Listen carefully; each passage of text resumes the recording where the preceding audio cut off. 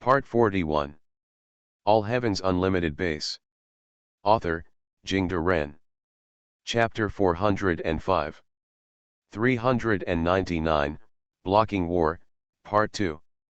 Concerned about Liberty Supreme's terrifying firepower, the Volunteer Army used robots and synths as the leading troops to block the advance of the Brotherhood of Steel, and then the Volunteer Army soldiers scattered in the rear to provide fire support.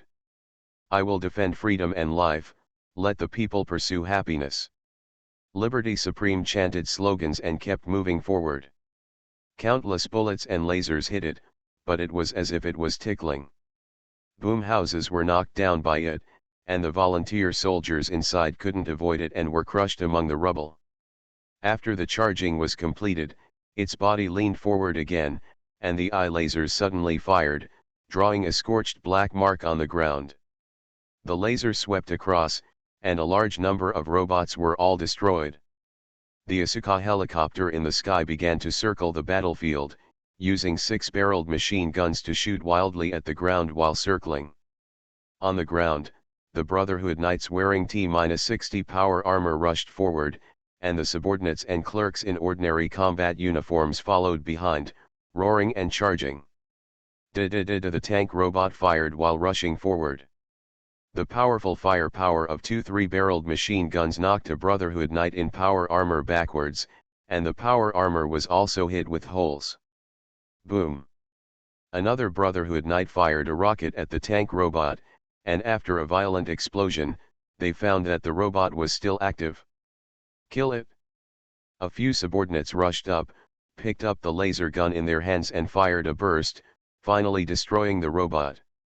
Before they could breathe a sigh of relief, the head of a subordinate exploded instantly with a bang. Sniper! 1 o'clock direction! The Brotherhood fighter shouted. An Asuka helicopter immediately flew in that direction, the 6-barreled machine gun spewed out a long tongue of flame, and fired thousands of bullets in an instant, turning the floor where the Volunteer Army sniper was located into ruins. While the Asuka helicopter lowered its altitude, the volunteers on the ground also took up rocket launchers and machine guns to shoot at the plane. The Asuka helicopter did not dare to stay for a long time, and hurriedly wanted to climb after destroying the sniper's firepower point. At this moment, a rocket directly hit the tail of the helicopter with its tail smoke. Thick smoke billowed from the tail of the Asuka helicopter, the plane began to lose control, and the pilot struggled to drive the helicopter away from the battlefield. Only by uniting can we stop the spread of Yanguoism. Liberty Supreme destroyed a building with another laser shot, and continued to move forward without stopping. The Volunteer Army could only spread out to resist. Although they avoided being wiped out by Liberty Supreme's powerful firepower, their firepower density was too low. Apart from harassment, they could not pose a greater threat to the Brotherhood of Steel. The battle at the South Boston Police Department continued, and the volunteers struggled to delay the progress of the Brotherhood of Steel. The battle was extremely fierce. However, neither of the two warring parties saw that on the top of a building outside the battlefield, a solid man wrapped in a tattered cloak was observing the development of the battle with binoculars. A gust of wind blew past, lifting a corner of the cloak, exposing a small part of the man's arm. The skin on his arm was covered with festering scars that had healed, and it looked extremely disgusting. He looked at the battlefield, and then looked in the direction of the castle from a distance, clenched his fists, and seemed extremely nervous. Calibration is complete. Our fire control system has now locked on the Pridewin, and we can directly hit it with a howitzer. In the command center of the college, the mechanical master raised his head and said loudly to Chun Yuyan. Mobile immediately. Set up 2 artillery positions on the other side of the river. Then launch a full-scale attack on the Pridewin. Chun Yuyan gave an order, and all deployed units immediately acted according to the plan. The volunteer troops assembled on the Federal Institute of Technology immediately started to move. They started to move forward in engineering vehicles with welded extra armor plates and machine gun mounts. 2 tick tanks drove at the forefront, heading straight for the rear of the Brotherhood of Steel troops. passed. The two Mi-24 Hind gunships in the sky also began to accelerate at the same time, heading in the direction of the Pridewin. The 5 Asuka helicopters on alert in this direction responded immediately, and they immediately flew in formation to meet them. But before they could get closer, a burst of flames suddenly spewed out from the pylon of the Hind helicopter, and then two A-12 air-to-air missiles were activated and shot straight over. Missile! It's a missile! The pilot of the Asuka helicopter screamed in surprise, and quickly launched the induction bomb, but it was already too late, and the distance of a few kilometers was approaching in an instant. Boom! Boom! There were two bursts of explosions, and the two bird helicopters immediately turned into fireballs and fell downwards. There is an essential gap between the weapons of the two sides. The bird helicopter of the Brotherhood of Steel was imitated after they seized the prototype from the Enclave. They never thought about facing such a situation. The weapons on their bird helicopters are only machine guns. Facing the Hind gunships armed to the teeth, they have no chance at all. The remaining 3 helicopters immediately turned around and ran away. The Zouaves are on the move too. They have air-to-air missiles. 2 of our helicopters were shot down. A Brotherhood fighter went over to report. There are air-to-air missiles. Inspector Kunlun's face was extremely ugly, and he was a little helpless for a while. After thinking about it, he couldn't find a plan to fight against it. Paladin Glade said with a gloomy expression, "Gather all our flying bird helicopters at the same time and rush over there. The opponent only has 2 helicopters, how many missiles can they have? Are you crazy? I'm afraid there will be a lot of casualties before our helicopter comes into range. This is letting them die." Inspector Tegan said loudly. "Our enemy is right in front of us.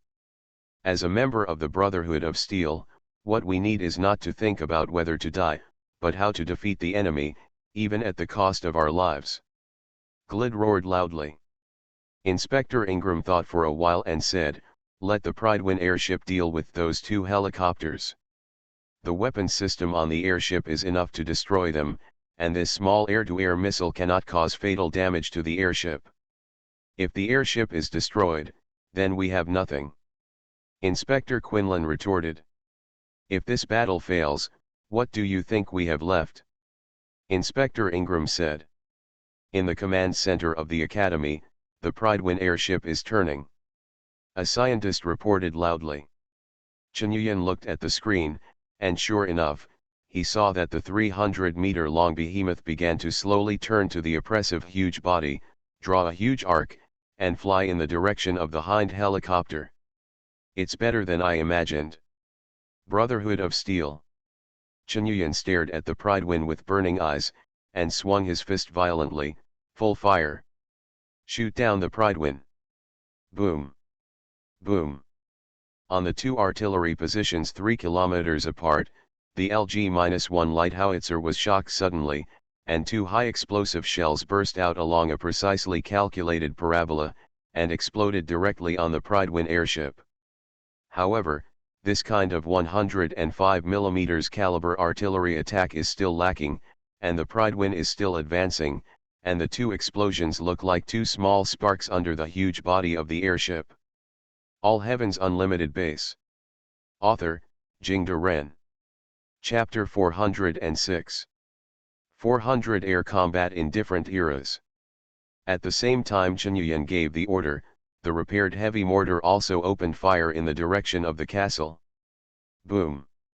This heavy mortar with a diameter of at least 200 mm made a dull sound, and the huge recoil force was transmitted to the ground through the gun mount, and sand and stones splashed and filled with smoke within a few meters around.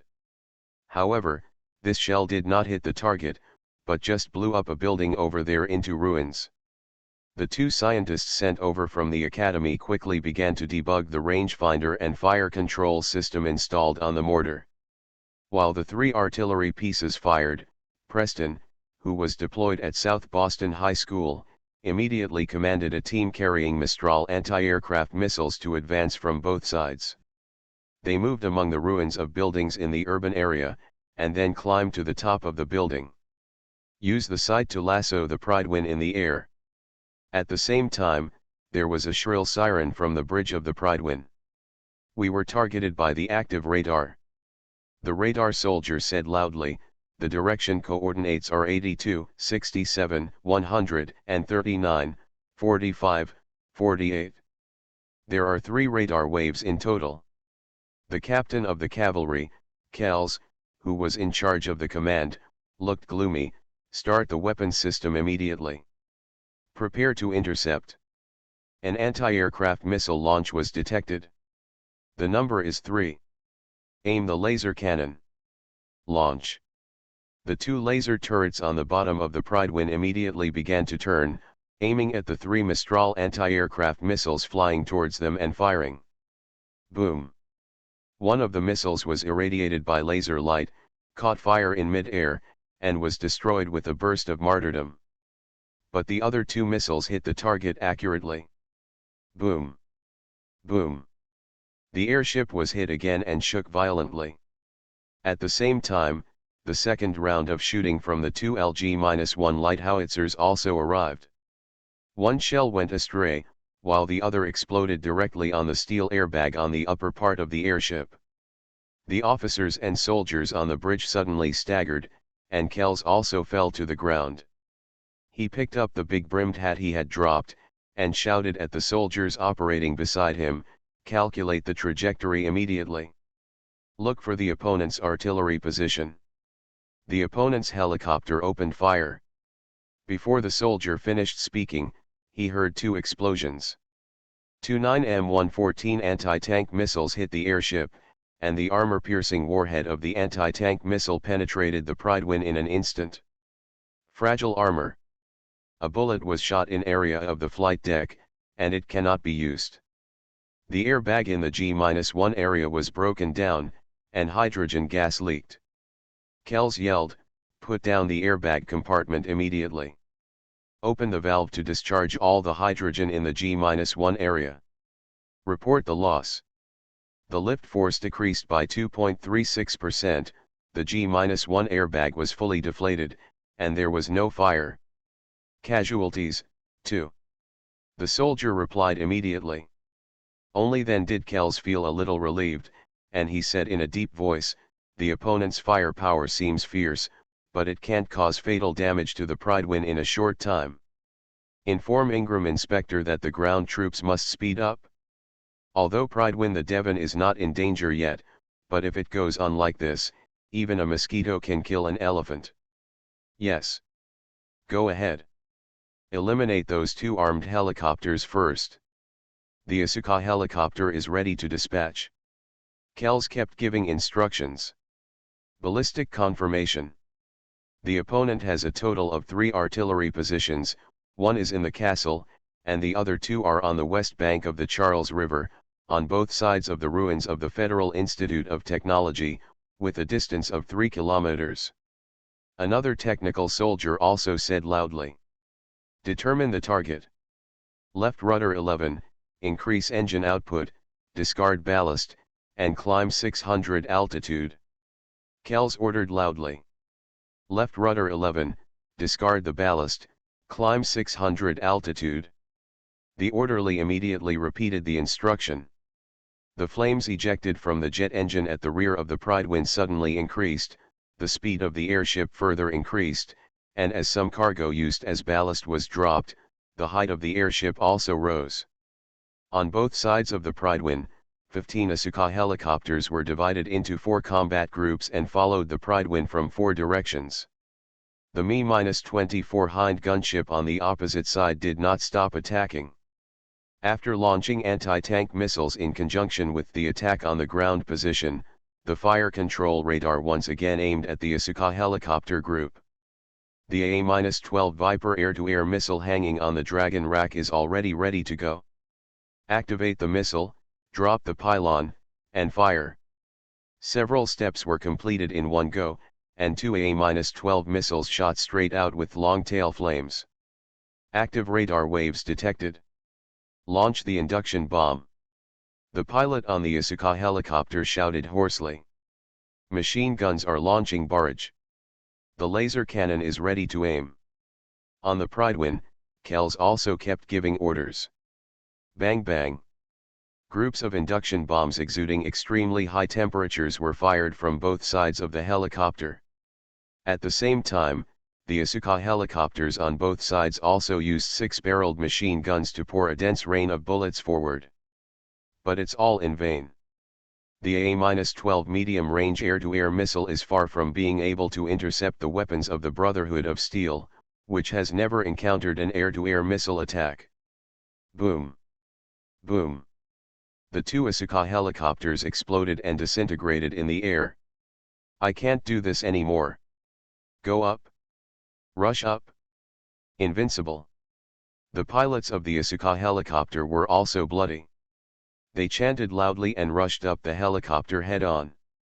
The distance between the two sides has begun to approach, and the two Mi-24 Hind helicopters immediately began to turn, and began to make a large circle in the air, and the twin-barreled 30mm cannon installed under the nose began to shoot interference.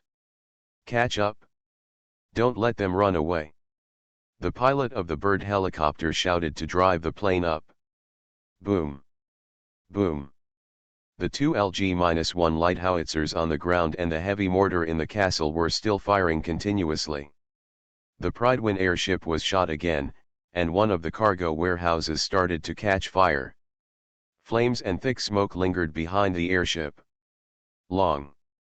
The Hind fled ahead, followed by 13 Asuka helicopters. At this moment, countless bullets suddenly poured up from the ground. Encountered ground fire. The pilot of the Asuka helicopter turned pale with shock. A helicopter was hit by more than a dozen bullets, and black smoke billowed from the engine. It's a tank. It's the two tanks of the volunteer army. Sure enough, on the ground at this time, the two tick tanks were scattered and turned into turrets. The 6-barreled machine gun on the top was aimed at the Asuka helicopter in the sky and fired violently. At the same time, the 90mm caliber rapid-fire gun also sprayed out long tongues of flame. The firing of the armor-piercing projectile fell into the air. In the absence of radar guidance, it is really impossible to count on the Ne-beta parasite for aiming.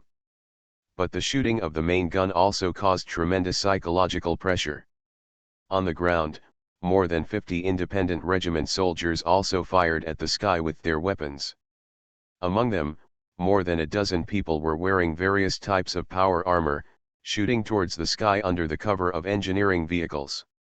The sudden blow made the Asuka helicopter group a little confused, but at this time, the two Hind helicopters had already made a large circle in front and flew back again, and the A-12 Viper air-to-air missiles fired again.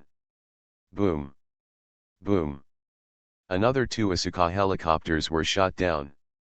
When the distance between the two sides is getting closer, it is even more impossible for the missiles to be intercepted.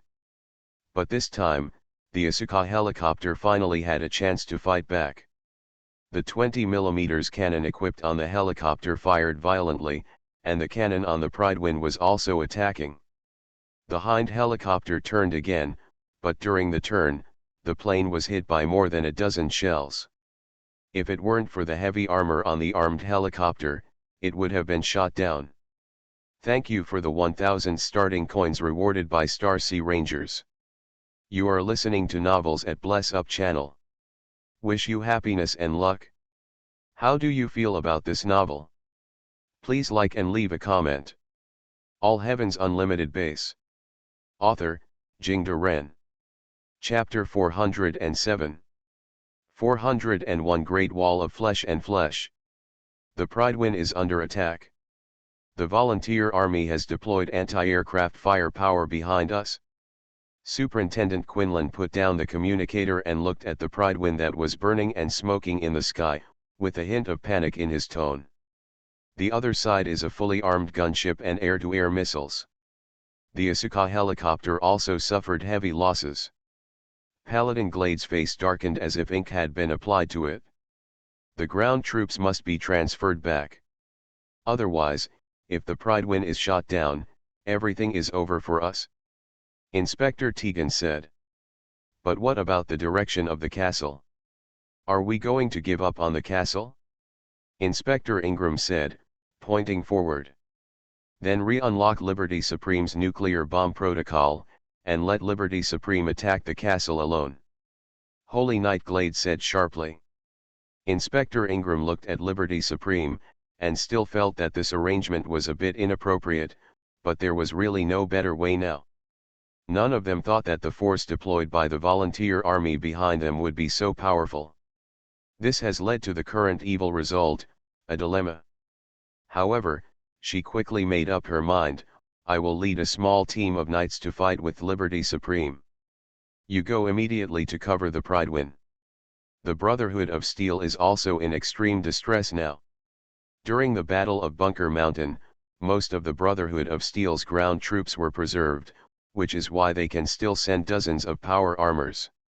However, in order to preserve these ground troops without causing a tragic rout, the most senior Starlight Paladins of the Brotherhood spontaneously stayed behind, and all died heroically. After the sacrifice of these most senior Paladins, there was a gap in the Brotherhood's middle-level combat command system. Now there is no one who has enough experience to command the battle, except for Inspector Ingram. Although Quinlan and Tegan have high positions, they are civilian administrators after all. Only Inspector Ingram was one of the best paladins in the Brotherhood before his legs were amputated, and he was not transferred to the logistics department to take charge of technical work until after the injury. England paused, and although he felt a little bad, he still said to Paladin Glid, I will leave the battle command in the rear to you, be careful. Since the other side has deployed artillery position, then there must be other backup forces targeting our ground forces. Holy Knight Glid's eyes flashed with anger, and he said through gritted teeth, Don't worry, Inspector Ingram. I'll dig these mud legs out of the soil one by one and crush them to death. Hearing his words, the ominous premonition resurfaced in Inspector Ingram's heart, but after all, she had already made a decision, and if she went back on her word again, it would shake the morale of the army, and it would be an insult to Glid. She had no choice but to emphasize again, as long as the Pridewin can be covered to enter the attack range of the laser cannon, then our firepower will have an absolute advantage.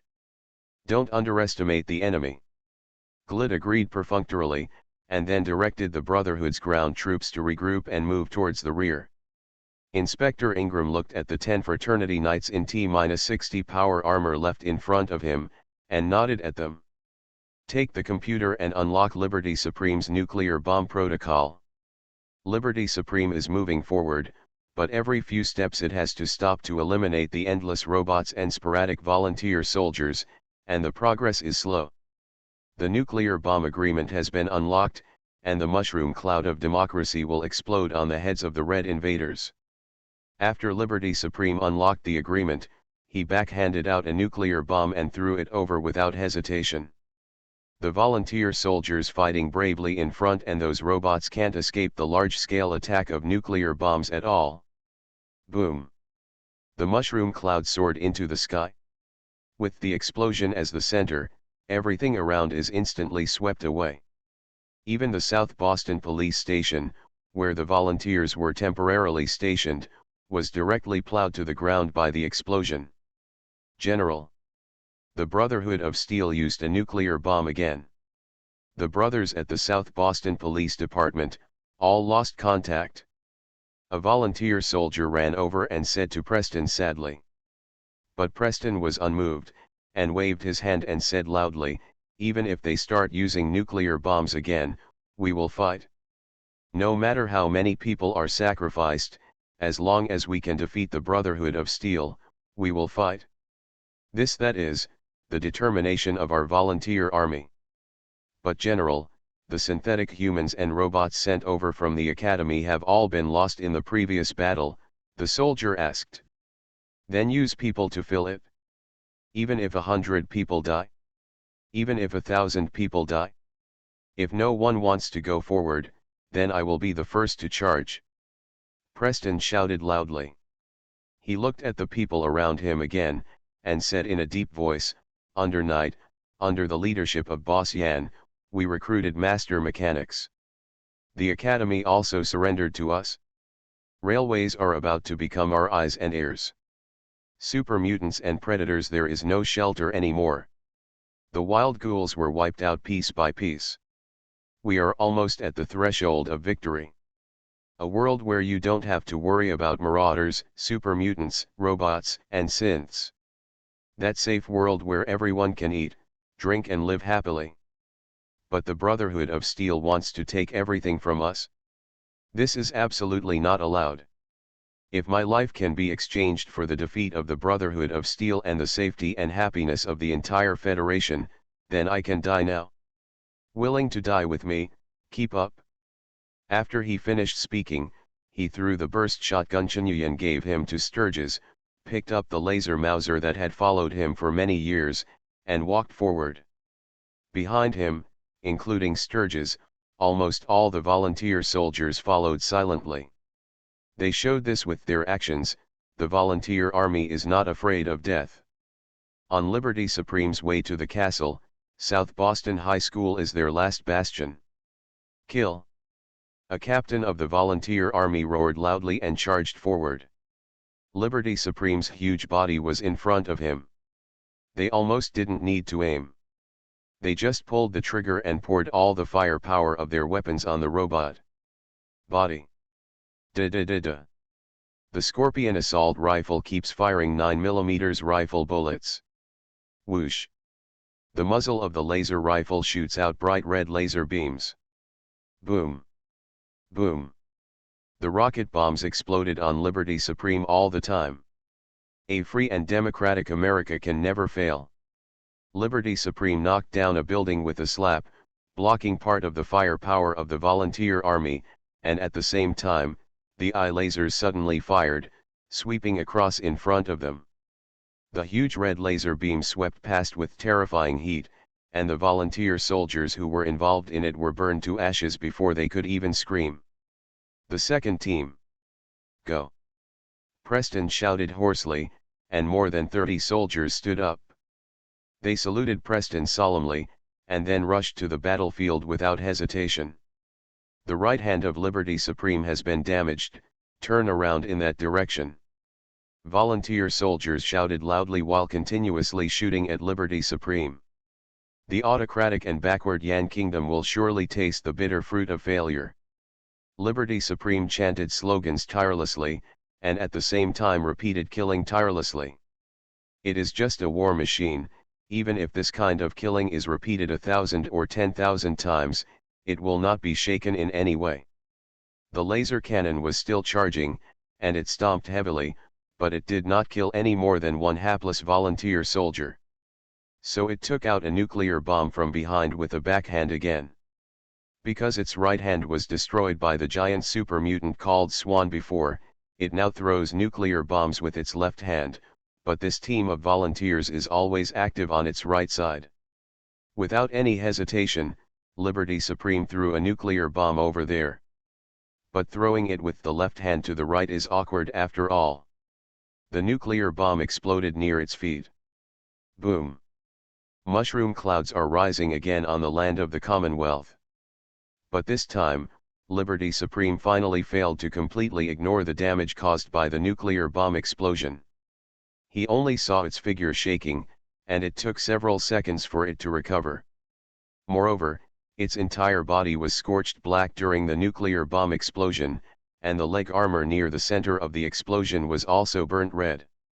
Looking at the volunteer squad that was swept away by the explosion and there was no possibility of survival, a line of muddy tears fell from the corner of Preston's eyes, but he still shouted loudly with all his strength, "The third team. Go!" Thank you UDIAA for the 2000 starting coins. All Heavens Unlimited Base. Author, Jingde Ren. Chapter 408. 402 Ground Meat Battlefield. Invincible. The Knight of the Brotherhood of Steel wearing T-60 power armor rushed forward, and the laser Gatling in his hand continuously fired red laser rays. In front of them was the solid defense line set up by volunteer soldiers. Several M-2 HB heavy machine guns fired continuously from the firepower points set up in the surrounding buildings, forming a fire net. There are now only 10 bird helicopters in the sky, and they finally regained control of the air after paying half the price of the aircraft. The two Me-24 Hind gunships, which had been depleted of air-to-air missiles, made a big circle and could only dodge far away. Kill them! The pilot of the bird helicopter uttered an angry roar. They drove the helicopter and began to circle the battlefield, and used the 20mm caliber cannon on the plane and the 6-barreled machine gun on the side of the cabin to shoot wildly at the volunteer positions on the ground. The firepower of the volunteer army is also extremely fierce.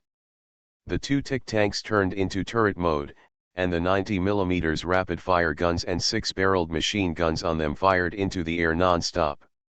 And the solid armor of the tank also made it impossible for the bird helicopter. Boom! Boom! On the two artillery positions in the distance, two LG-1 light howitzers were still bombarding the Pridewin airship. Now the airship has been injured in many places, but after all, this 105mm caliber howitzer is not powerful enough. For a behemoth more than 300 meters long like the Pridewin, the airship has not lost its combat capability. What's more, the airship is getting closer and closer to the artillery position, and the three large laser cannons under the airship are of the same type as Liberty Supreme. They have been tested several times, and it seems that the artillery position can be completely destroyed. Father, let Yi go. Yi can definitely kill them. In the college's command center, Yi's eyes flashed with excitement, and he said loudly to Chen Yuyan.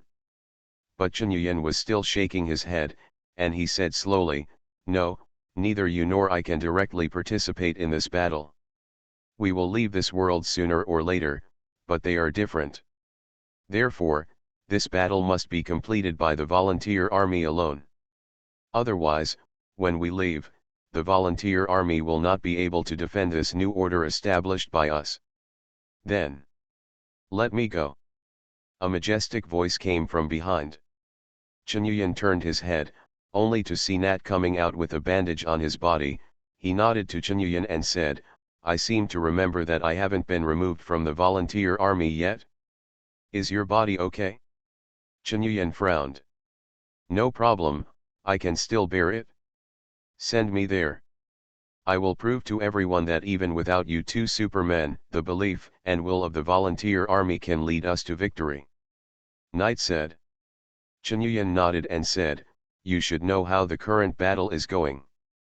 In terms of experience on the battlefield, you have more experience than me. Then, this time, I will leave it to you. Can you let me go too?" Another voice came from behind, and Chen Yuyan looked over, only to find that it was Dan Si standing there. I only saw that his spirit was still sluggish, and his steps were very vain, but he still said firmly, "I have no intention of participating in the battle, but, at least I also hope to see this battle with my own eyes." Chen Yuyan thought for a while and said, "Teleport him to the castle." Swish. Knight's figure appeared on the square of the former site of the Federal Institute of Technology. A logistics supply base has been established here, and all kinds of weapons, ammunition, and food brought by the volunteer army are here. And in the big pit that was dug out, all kinds of materials in the college were also replenished.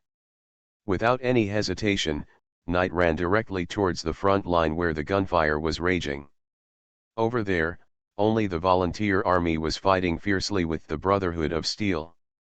The Brotherhood of Steel had the upper hand, and 10 bird helicopters were providing air support.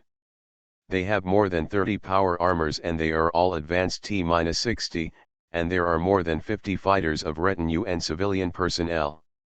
In contrast, the volunteer army has only about 50 people, which is much thinner. However, they also have more than 10 sets of various types of power armor, but many of them are backward T-45. Coupled with the support of 2 TIC tanks and those modified engineering vehicles, They could only barely maintain the front line. Knight ran to the front without hesitation, and saw that Ramirez was leading the battle with two cyborg transform ants, Green and Irwin, but they were gangsters in the Gunners organization before. The large-scale combat command is still somewhat overwhelmed but insufficient. He immediately went up and patted Ramirez on the shoulder, and said loudly, "We must hurry up." Ramirez turned around and saw that it was Knight. He said in surprise, "Are you okay? I thought you were seriously injured before." "Never mind that. We're out of time," Knight said hastily. "No problem, don't worry, we only need to hold down the Brotherhood of Steel's ground troops here, and their airship will be shot down by us sooner or later. That's when we win," Ramirez said indifferently. "It's not that easy." Knight looked at the Pridewin airship that was smoking everywhere in the sky. "This airship is not so easy to shoot down, and it will fly over us in 10 minutes at most. At that time, the airship, the above weapons system, will deal a devastating blow to us. We are not afraid of death," Ramirez said seriously.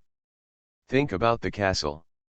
They are using their lives to buy time for us, and once our defense line collapses, then everything is over," Knight said. Ramirez looked at the Pridewin in the sky, his fanatical expression gradually cooling down. He nodded and said, "So what's your plan?" "That's why I'm here," Knight said. "We must immediately organize a counterattack to defeat the Brotherhood of Steel's ground troops before the Pridewin comes within range." Ramirez's face changed. "This is completely impossible. We are already too much to occupy defensive terrain and fight defensive battles, let alone take the initiative to attack."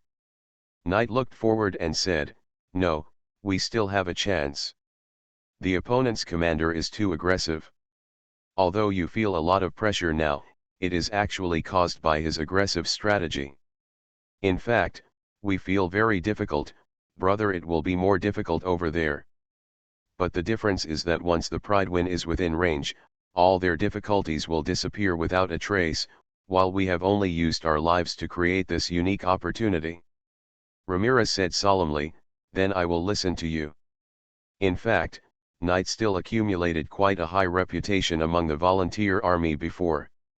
When Chun Yuyan's independent regiment was still a bare-handed commander, running around, the volunteer army was actually supported by Knight independently. So Ramirez has no resistance at all to handing over the command to Knight. Knight nodded and said, "Then, immediately notify the artillery position, and immediately bombard the Brotherhood of Steel's position within 5 minutes. Stop attacking the Pridewin. Continuing to attack the Pridewin will not be able to cause fatal damage for a while. As long as we can break through the Brotherhood of Steel's ground troops, then we will have enough time to deal with the Pridewin." "Understood." About 3 minutes later, there was an explosion from the direction of the Brotherhood of Steel's position. The high explosive shells fired by the 105 mm caliber howitzer are still very deterrent on the ground battlefield. Although the shooting direction was temporarily adjusted, which made the accuracy of this burst of shelling not good, it still made the Brotherhood of Steel's offensive stagnate. Knight was already standing on the cargo bed of a construction truck, holding an M41, a one-pulse rifle that Chun Yuyan gave him, and shouted, "Assault! Rumble, all construction vehicles start immediately." These engineering vehicles, which were only used as mobile bunkers by the volunteers before, began to rush straight in the direction of the Brotherhood of Steel. 3 bulldozers raised their blades and rushed to the front. The rough ground could not block the metal tracks at all, and the gravel and rubble were crushed one after another. And excavators and trucks also started attacking behind the bulldozers. Several brackets were installed on these engineering vehicles, and the volunteer army soldiers erected heavy machine guns on the brackets and fired fiercely at the front. The greater threat came from the 2 wings. The 2 tick tanks changed back to tank mode and followed the construction vehicles to launch an assault. Tick tanks are far faster than those construction vehicles, and they rushed to the front very quickly. The 6-barreled Getter machine gun on the turret pointed to the sky and kept firing at the Asuka helicopter, while the 90mm rapid-fire gun kept firing at the Brotherhood's power armor knights. Boom! Boom! The artillery fire of the LG-1 light howitzer in the distance kept falling on the battlefield. With the continuous correction of the shooting, the artillery fire became more and more accurate, and violent explosions broke up the formation of the Brotherhood of Steel again and again. And the two Mi-24 Hind gunships also flew back. Although the air-to-air missiles have been used up, the anti-tank missiles on the helicopters are still there. Although the light anti-tank missile 9M114 flies slowly and cannot really threaten high-speed helicopters, it still prevents them from supporting ground operations unscrupulously. Hey, a fraternity knight held a Gatling machine gun and fired at the front, but these bullets were basically blocked by the blades of the bulldozer. Shoot! Blow up these engineering vehicles! Paladin Glade shouted, pointing to the front. The fighters of the Brotherhood were extremely brave. One by one, they aimed at the bulldozers and opened fire. Even those subordinates and civilians who were not wearing power armor kept firing. Soon the blade of the bulldozer was covered with pits and pits, and the irradiation of a large number of laser beams also made the blade burn red, and its intensity plummeted. There was only a bang, and the blade of a bulldozer finally fell overwhelmed. But the convoy of the volunteer army had already rushed to the front of the Brotherhood's position. The volunteer army soldiers in the car took up their guns and fired violently, and the dozen or so volunteer army soldiers in power armor who were not in the car were also firing continuously. Boom! An excavator uses its robotic arm to tear down a building, and uses the cover of the collapsed building to rampage through the fraternity camp. The fighters of the Brotherhood kept firing, but they were unable to destroy these engineering vehicles welded with extra armor for a short time. Those two tick tanks were even more powerful. Under the control of the NE beta parasite, the tick tanks didn't know what to be afraid of. Regardless of whether there is a flame or an obstacle in front of him, he will rush over directly. The 90mm caliber rapid-fire guns fired indiscriminately. Although the parasites with poor accuracy cannot be expected to hit the flexible power armor, the continuous firing also made the Brotherhood's battle line even more messy. A tick tank even went straight across a building and charged in front of a group of followers. Woo! There was the sound of the motor of the turret rotating, and the hot barrel from continuous firing pointed at the stunned subordinates in ordinary combat uniforms. Gate machine guns and rapid-fire guns blared, and the Brotherhood fighters were all killed with little chance of escape. The Brotherhood knights wearing power armor hurried back to support, but the tick tank directly transformed into a turret mode, forcibly resisting the attacks of more than a dozen power armors. The sound of gunshots and collapsed buildings continued to sound, and the battlefield was filled with smoke for a while. Facing the construction machinery and tanks that rushed directly, the Brotherhood's position was divided into two parts.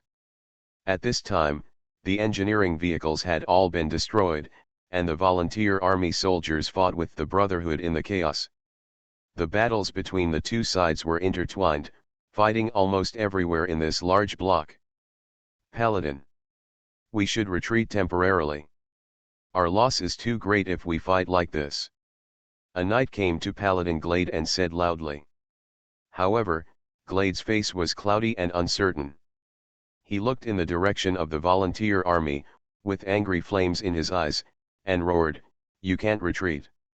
You can't retreat a step. Those are just a bunch of mud legs. Pick up trash. They not worthy to be compared with our Brotherhood of Steel. I will tear them to pieces with my own hands." But paladins. The Pridewind is about to come into range. We should distance ourselves and let the laser cannons on the Pridewind settle the battle. Shut up. In the Brotherhood of Steel, there has never been a warrior who backs down. Go for me. Glid was already dazzled by anger, and he absolutely could not accept that the noble Brotherhood of Steel would be despised by those he always despised, the fact that the mudlegs dragged into a hard fight. If the Pridewind were to solve the problem now, wouldn't that just show his incompetence? He put on the power armor helmet, and charged up ahead of the others. Looking at the ground filled with gunpowder smoke, the visibility is extremely low, and the battlefield where personnel from both sides are fighting together. Lancer Captain Kells fell silent. "Captain, we have entered the range." "But on the battlefield," the airship operator said with some embarrassment. Kells was silent for a long time, and then said, "Give up attacking the ground battlefield, right rudder 39, and attack the artillery positions in this direction. All Heavens Unlimited Base." Author, Jingde Ren. Chapter 409. 403 We have won. Lancer Captain Kells saw that the ground had become a chaotic battlefield, so he had no choice but to give up his plan to directly support the ground battlefield. He gave an order, and the Pridewind airship began to turn. Right rudder 39. Number 2 laser turret starts charging. Prioritize destroying the opponent's artillery positions.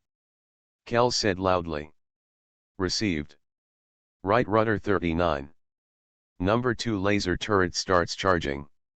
The orderly repeated and began to operate.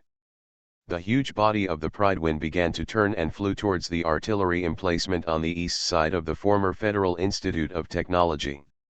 One of the 3 laser turrets installed under the airship also began to adjust its angle and charge. Fire! Kells shouted loudly. The laser turret instantly fired a crimson laser beam, which was the same model as the eye laser cannon equipped by Liberty Supreme, and its destructive power was also comparable. The crimson laser beam slashed across the ground, and the buildings it passed were split into 2, the ground began to burn, and almost everything was destroyed. The target is still out of range.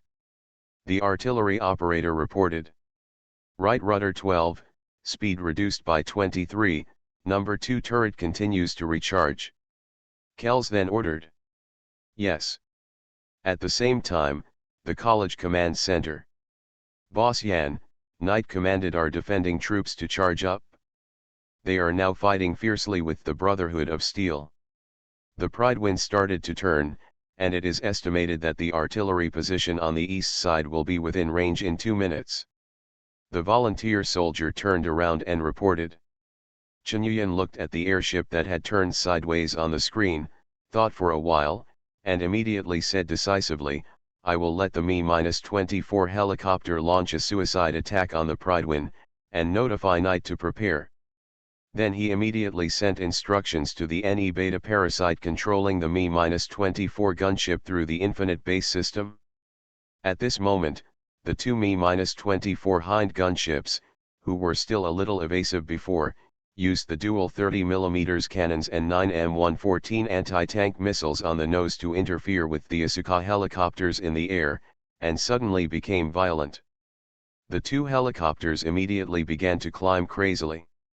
If the human pilot was on top of this climb, I am afraid that they would vomit immediately. The pilots of the Flying Bird helicopter also noticed that something was wrong, and they screamed, "Be careful with their helicopters. Block them. Their target is the Pridewind." The Asuka helicopter immediately turned to fly towards the Hind helicopter. If this kind of tilt-rotor aircraft were flying at full speed, it would be much faster than ordinary helicopters, but their movements were a step slower after all. At this time, the Me-24 Hind gunship has climbed to an altitude of 3,000 meters and entered the attack position. At this time, the Pridewind just turned around, and the huge bombardment surface in the entire side direction was exposed in front of the Hind helicopter. The opponent's helicopter is approaching. The Pridewind also immediately noticed the anomaly. The cavalry captain Kells reacted quickly, and immediately issued an order, number 1 and number 3 laser cannons start charging, pre-aiming preparations. The side airbags R-04 to R-19 will start to exhaust immediately. The order was immediately executed, and one of the airbags on the Pridewind facing the direction of the Hind helicopter immediately opened the valve, and the hydrogen gas fully loaded inside was quickly discharged. Almost at the same time, the 2 Me-24 Hind armed helicopters had completed their final preparations for firing, and all the weapons on the helicopters were fully fired. The UB/V-32 Honeycomb rocket launcher was activated and ignited, ejecting a tail flame several meters long backwards, and a large number of rockets were fired towards the Prydwen.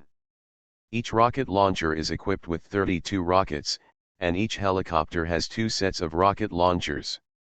2 helicopters are equivalent to carrying 128 rockets. This is Chenyuyan's final killer move prepared for the Prydwen. The rockets continued to ignite and launch, setting off bursts of explosions on the huge body of the Prydwen. Boom! Boom! Boom! Boom! The explosion didn't stop for almost a second.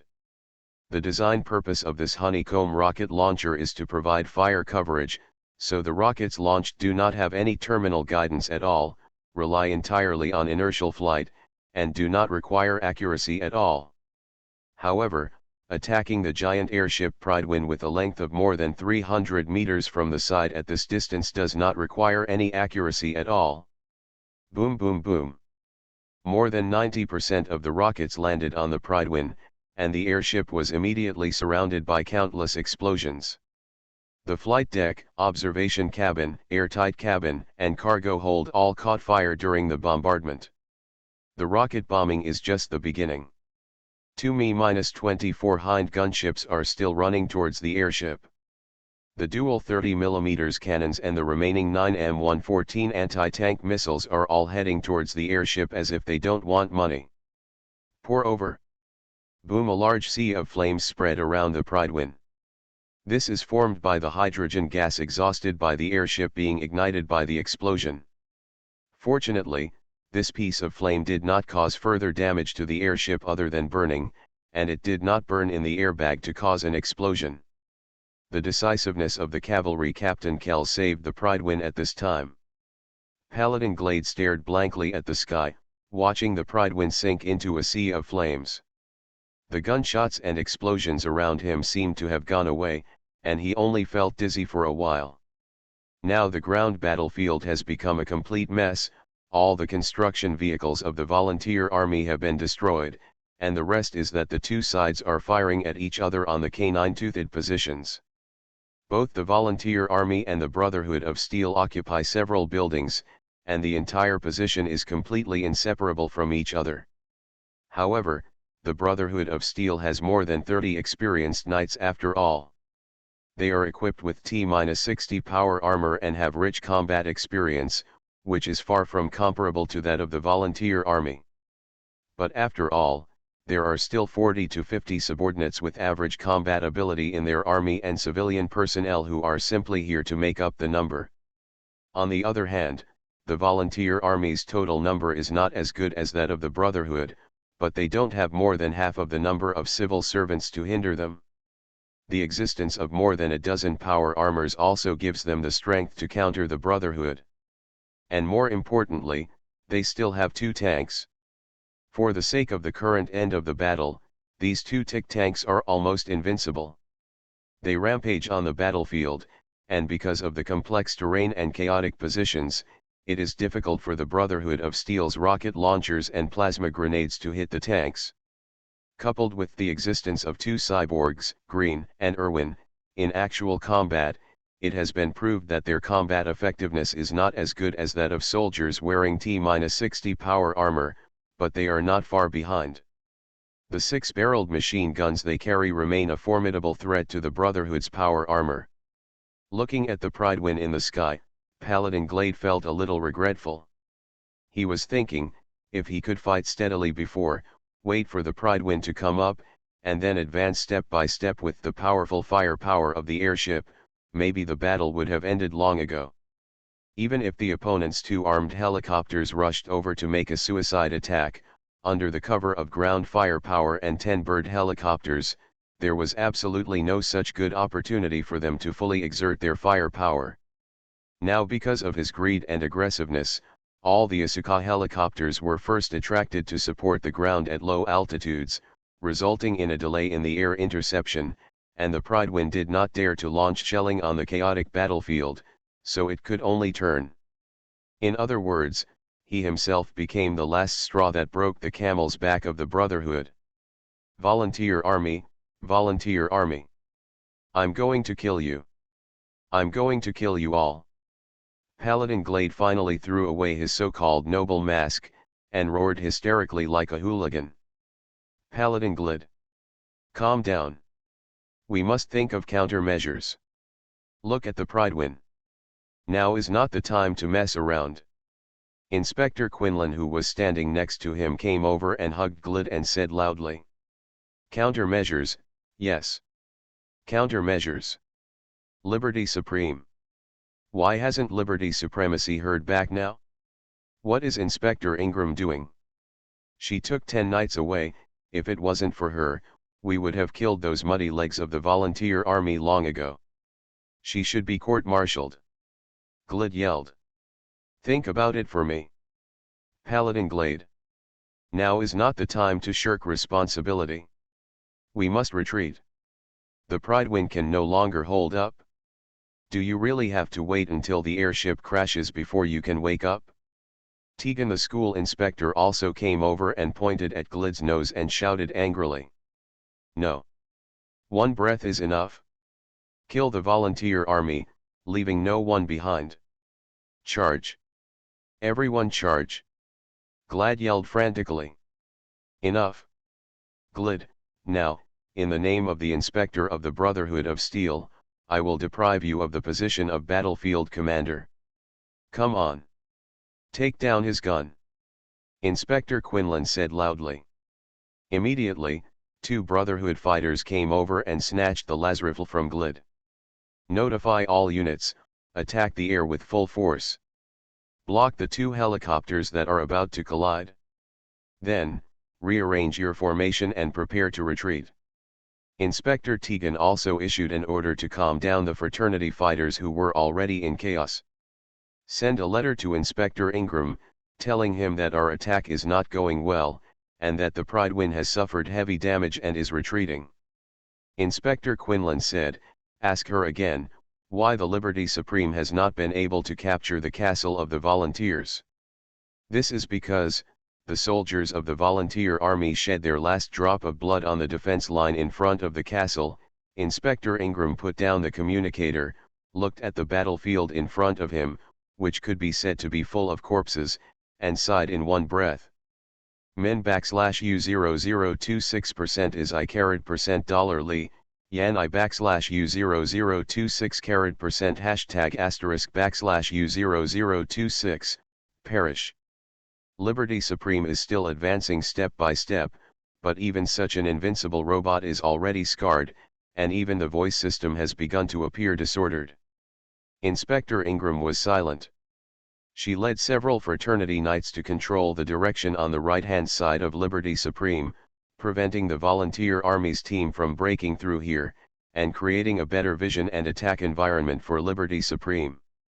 However, the volunteer army came to stop Liberty Supreme in small groups time and time again, and then they were killed by Liberty Supreme one after another.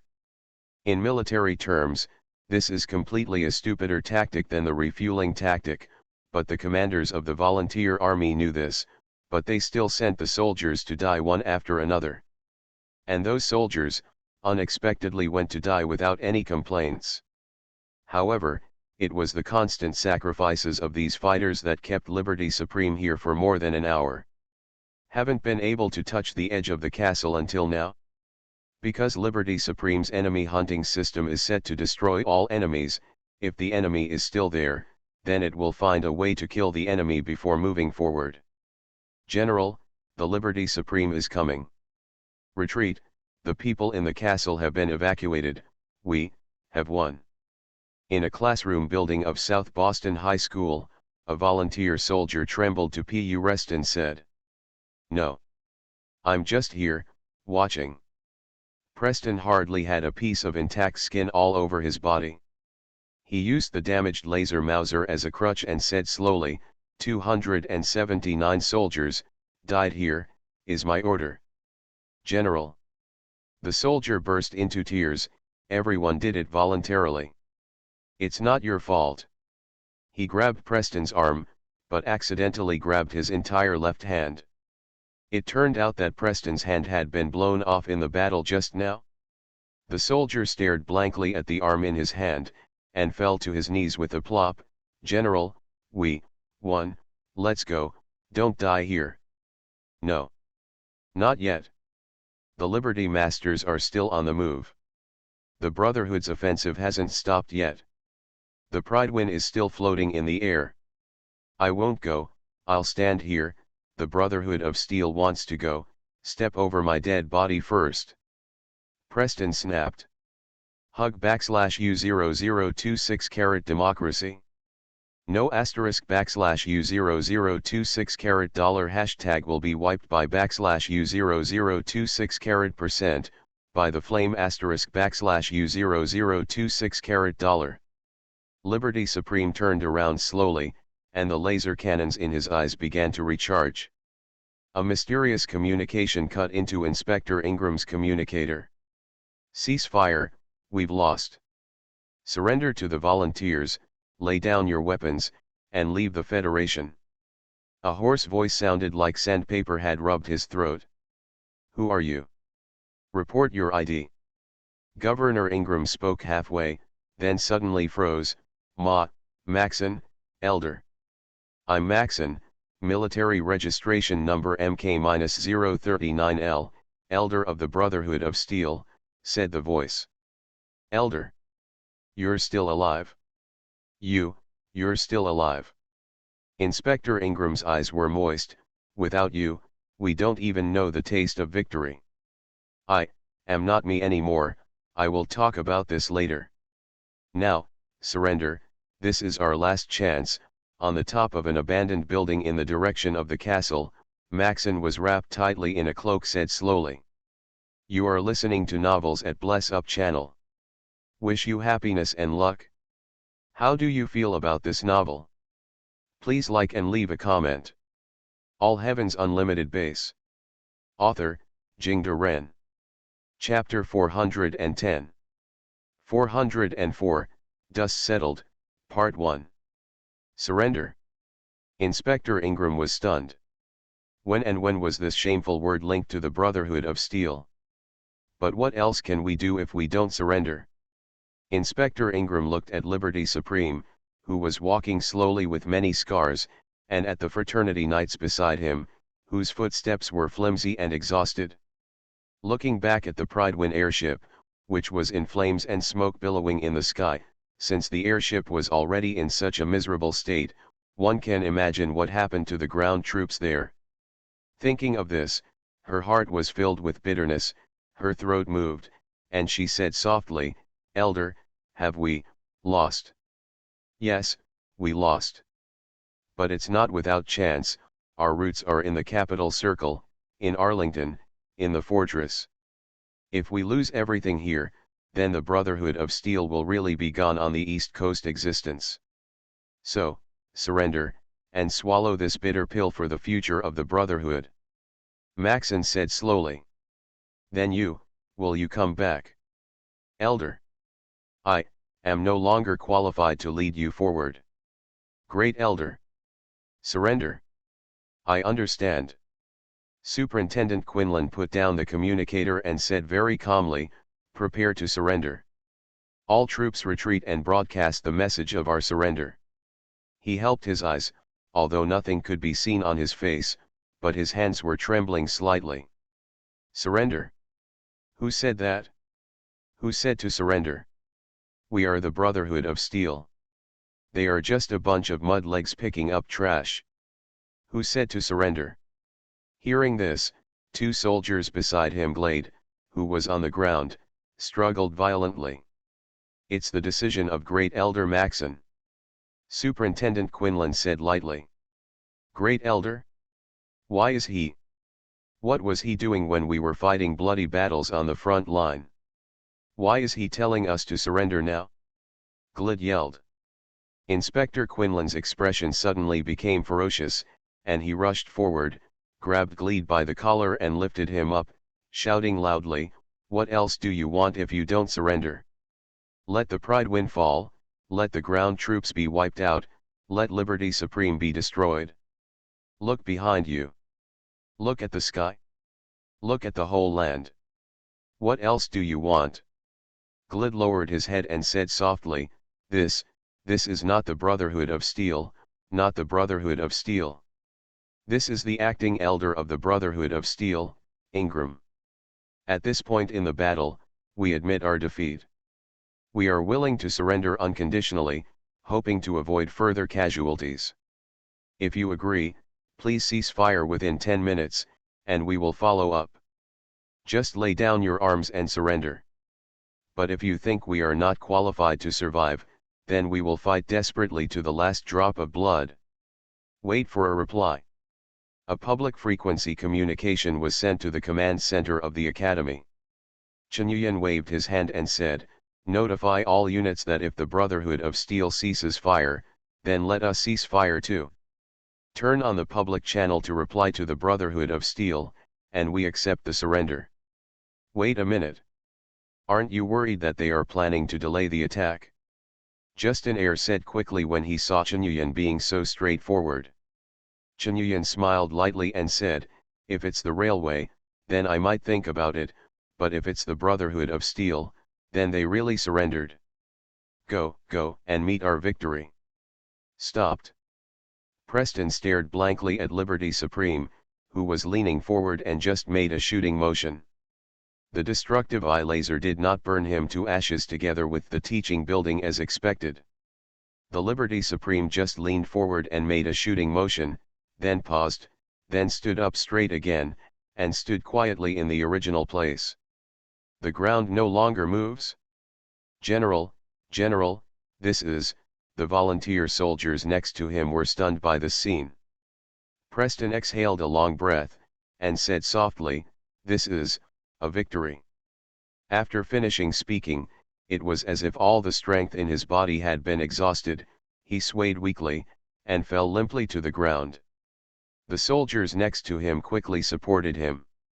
After putting Preston on the stretcher, the Zouave soldiers looked back to the front. Liberty Supreme stood there motionless, as if the previous battle had never happened. But its scarred body, the burning and collapsed buildings around it, and the scattered corpses all spoke of the cruelty of the previous battle. A grimy, barely recognizable white banner was hoisted from the Brotherhood of Steel position, supposedly made from a tattered skirt found in the ruins and fastened to the butt of a rifle. Then Inspector Ingram walked in the front.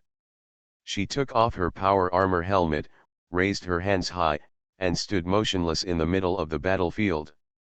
Her eyes were dull and dull, she just looked at the direction of the volunteer army's position, as if she had lost her soul, and only a humiliated body was left standing here. Then came the second frat fighter, the third, the fourth. However, facing the victory in front of them, the soldiers of the volunteer army did not cheer. They just stood there and looked coldly at the Brotherhood of Steel soldiers who came out one by one. They didn't lose their minds and rush forward to kill all these people, nor did they sneer at them in the past to show their authority as winners.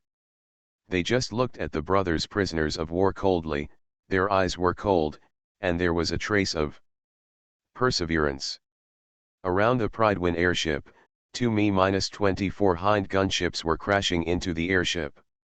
One of the helicopters was hit by the airship's laser cannon, and it exploded in the air, breaking into countless parts and falling from the sky. The other helicopter immediately began to turn sharply and fly to the other side to avoid the impact. However, this helicopter had been hit by the dense cannon fire of the bird helicopter before. Losing control, it immediately spun and fell to the ground. Boom! The huge explosion caused by the crash of the plane became the last sound of war on the federal land. The soldiers of the Brotherhood of Steel put down their weapons one by one, came out from behind the bunker, and then stood together under the command of the volunteer soldiers, holding their heads in their hands and kneeling on the ground. The flying bird helicopters left in the sky also looked for places to land, and then the Academy would immediately locate and send a few soldiers to receive the planes and capture the pilots. Because the Pridewind had already suffered heavy damage, with Chen Yuyan's consent, it began to return to Boston Airport, where it will receive repairs. However, the airship must turn off the electromagnetic interference device, and then the Academy sent several volunteer soldiers to the airship to take over the airship. On the bridge of the airship operator suffered heavy casualties in the previous bombing, and the captain of the cavalry, Kells, was also blown away by the shock caused by the explosion. His left eye was blinded by shrapnel, and blood continued to flow. He looked at the volunteer army soldier teleported in front of him, with a wry smile on his face, and slowly raised his hands. Swish! Swish! Swish! A large number of white lights flashed inside Boston Airport, and volunteer soldiers stepped out of the white lights. After turning off the electromagnetic interference device, every corner of the Federation is instantly accessible to the Academy. Several bachelors from the Brotherhood of Steel were burning documents in a hurry, but a white light flashed behind them, and two volunteer soldiers came out and knocked these bachelors to the ground one by one with gun butts. Members of the Brotherhood of Steel, whether they were knights, retinues, or bachelors, raised their hands after seeing the volunteers. No one among them even wanted to rebel. It's not that the members of the Brotherhood of Steel are lacking in blood, but that the burning Princeton has already destroyed their hard-won confidence. More importantly, it is their godlike leader who gave the order to surrender. Great Elder Arthur Maxon. Bachelor Helen was also among the crowd. Looking at the volunteer army in front of him, he couldn't help but think of the two people who came to help them when she was trapped in the Cambridge police station together with Knight Reese and Paladin Dance Nguyen and Knight. They were so humble before, like two ants in front of the Brotherhood of Steel, but now, in just a few months, they have become the mastermind behind the complete defeat of the Brotherhood of Steel. At that time, she never thought that things would develop to this point. The Pridewind entered the land of the Federation forcefully, and every creature on the ground bowed their heads and ears in fear. The huge figure of the airship declared the absolutely incomparable power of the Brotherhood of Steel. But a tear fell from the corner of Maester Helen's eye. Yes, but we are already the most humble captives and prisoners. Even whether I can survive depends on the faces of others. She couldn't help sobbing softly. The Brotherhood of Steel surrendered, and for Chen Yuyan, there was no better ending than this. But, in a sense, this is just the beginning. With a flash of white light, Knight appeared in front of him. I only saw a lot of mud and scorched marks on the clothes on his body. Fortunately, there were no new wounds, and his eyes were shining with excitement. He came over and hugged Chen Yuyan, and said excitedly, "We won. Boss Yan. We won. Yeah, we won. We won this world." Chen Yuyan patted him on the back.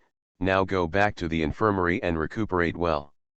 Then, there will be a stage that you can't even imagine. I'm waiting for you." Chen Yuyan couldn't hide the excitement in his heart, even his voice trembled a little. Then he came up to Sean and nodded. He was still full of respect for the old man. At least in this battle, if he hadn't stood firmly on Knight's side, Chen Yuyan would not have been able to guarantee that the scientists of the Academy would be obedient in the battle. He said, "In one of the worlds, biotechnology is very advanced, and they have even begun to study a mature biological weapon, the T-virus. In my opinion, this virus is by no means worse than the FEV virus. Therefore, the medicine in that world is also very developed. It may be beneficial to your condition. You are the winner. The matter has come to this, I can only believe that what you said is true." Sean said, and added, "I also want to believe that this is true. Then help Knight arrange the affairs of the Academy. The Academy absolutely cannot stay in the Federation. This is an exile order for you." Chen Yuyan said. "Okay, as you wish." Sean lowered his head. Chen Yuyan turned around again and came to the railway gang. He waved his hand and asked his men to let go of Desdemona, who was knocked to the ground, and said to Diogen, "Did you see that? This is the most powerful member of the Federation.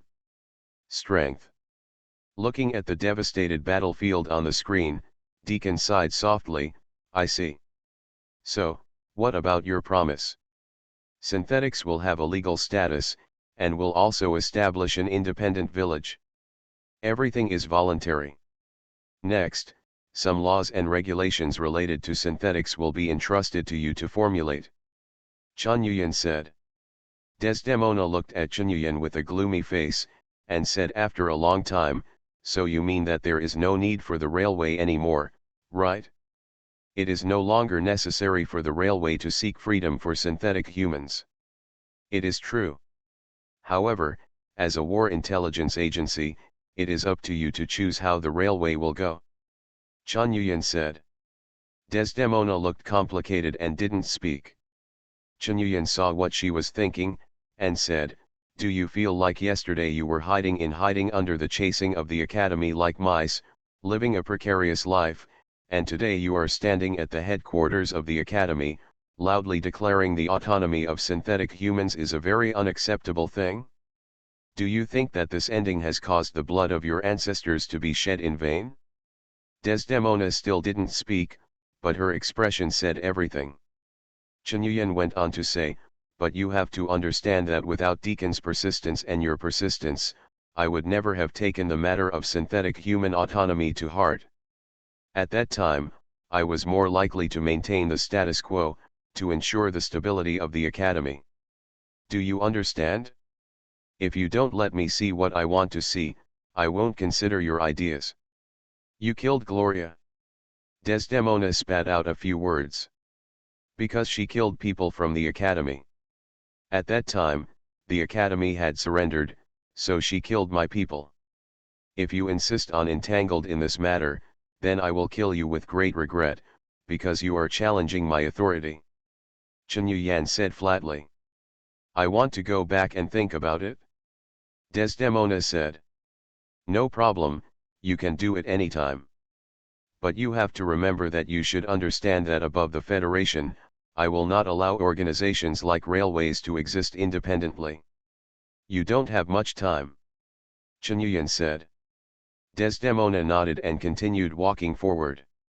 The 20 to 30 railway soldiers she brought followed her and went out, but after a few steps she found that one person was missing.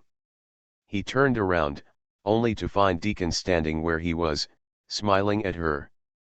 Without another word, Desdemona turned and left. The unblocking of the mechanic was rejected again. 6 million words, haha. All Heaven's Unlimited Base.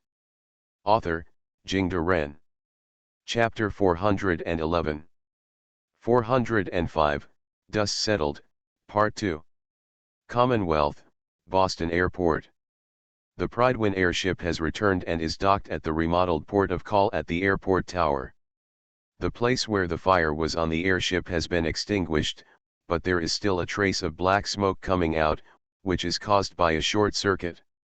Dozens of technical workers are busy on the airship, making emergency repairs to the airship so that it will not fall down. And on the wide and empty runway at the airport, all members of the Brotherhood of Steel expedition to the Federation were disarmed and gathered here, waiting to be released. After a series of battles, the Brotherhood of Steel still has more than 300 people on the Federation side, including 90 fighters including retinues and knights, and most of the others are skilled workers and civilians. Chen Yuyan was in the command center of the Brotherhood of Steel, negotiating with the three highest-ranking members of the Brotherhood: Inspector Ingram, Inspector Quinlan, and Inspector Tegan. The content of the negotiation is naturally about how the Brotherhood of Steel will surrender. Chen Yuyan's attitude is very simple: there are three conditions: Liberty Supreme stays, all the databases of the Brotherhood stay, all the resources and equipment of the Brotherhood stay, and then you drive the dilapidated Prydwen alone airship to go home. To be honest, Chen Yuyan really looked down on the Prydwen airship. Because this airship is, to put it bluntly, an enhanced version of the Zeppelin airship of the German Empire during World War I, but the whole body has been turned into metal, and all places have been modernized, and there is enough space to set up factories, live area, Flight deck only. Simply put, it is a war base, but this war base is too fragile. Chunyuan used 2 light howitzers, more than a dozen groups of Mistral air defense missiles, and 2 Mi-24 Hind gunships to make the airship look like this.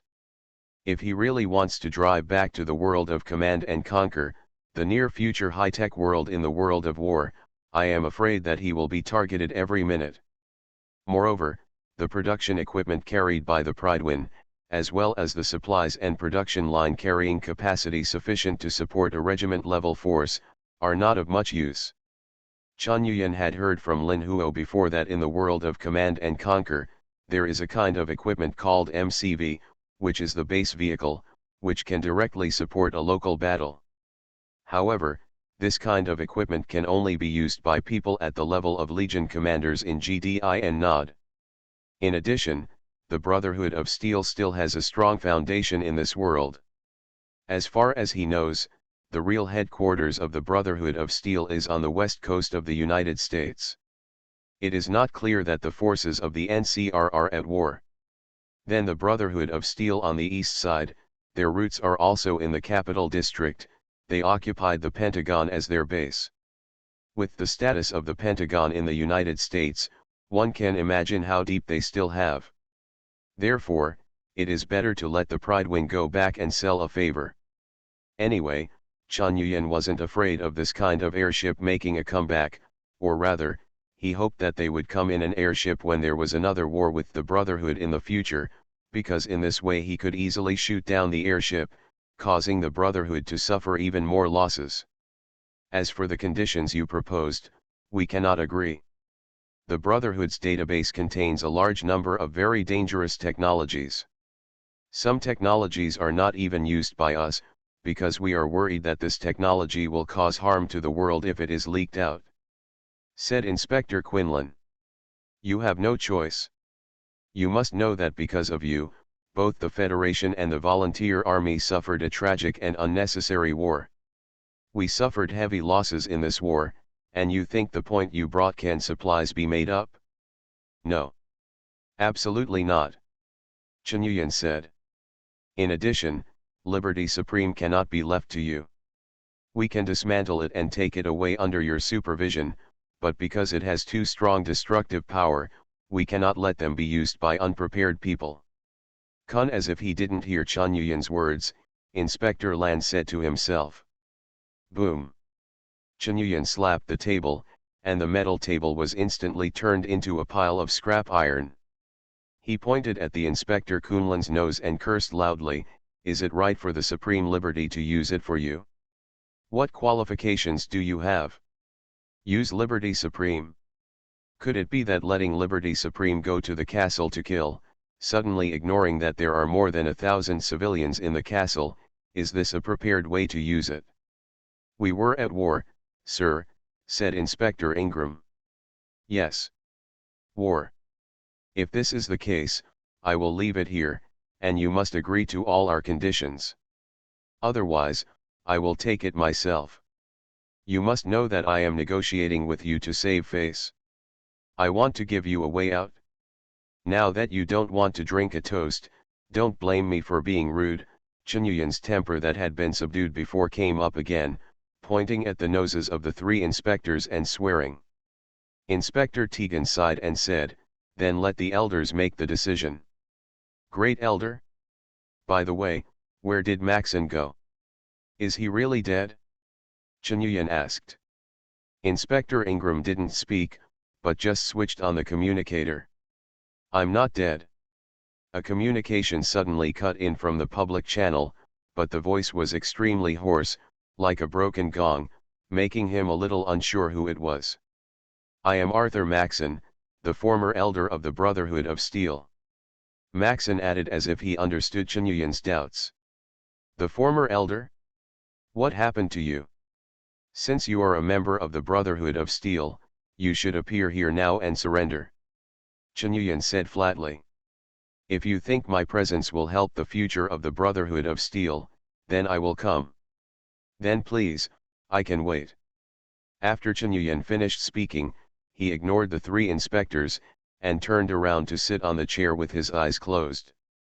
After about 10 minutes, a solid man wrapped in a tattered cloak was ushered in by volunteer soldiers.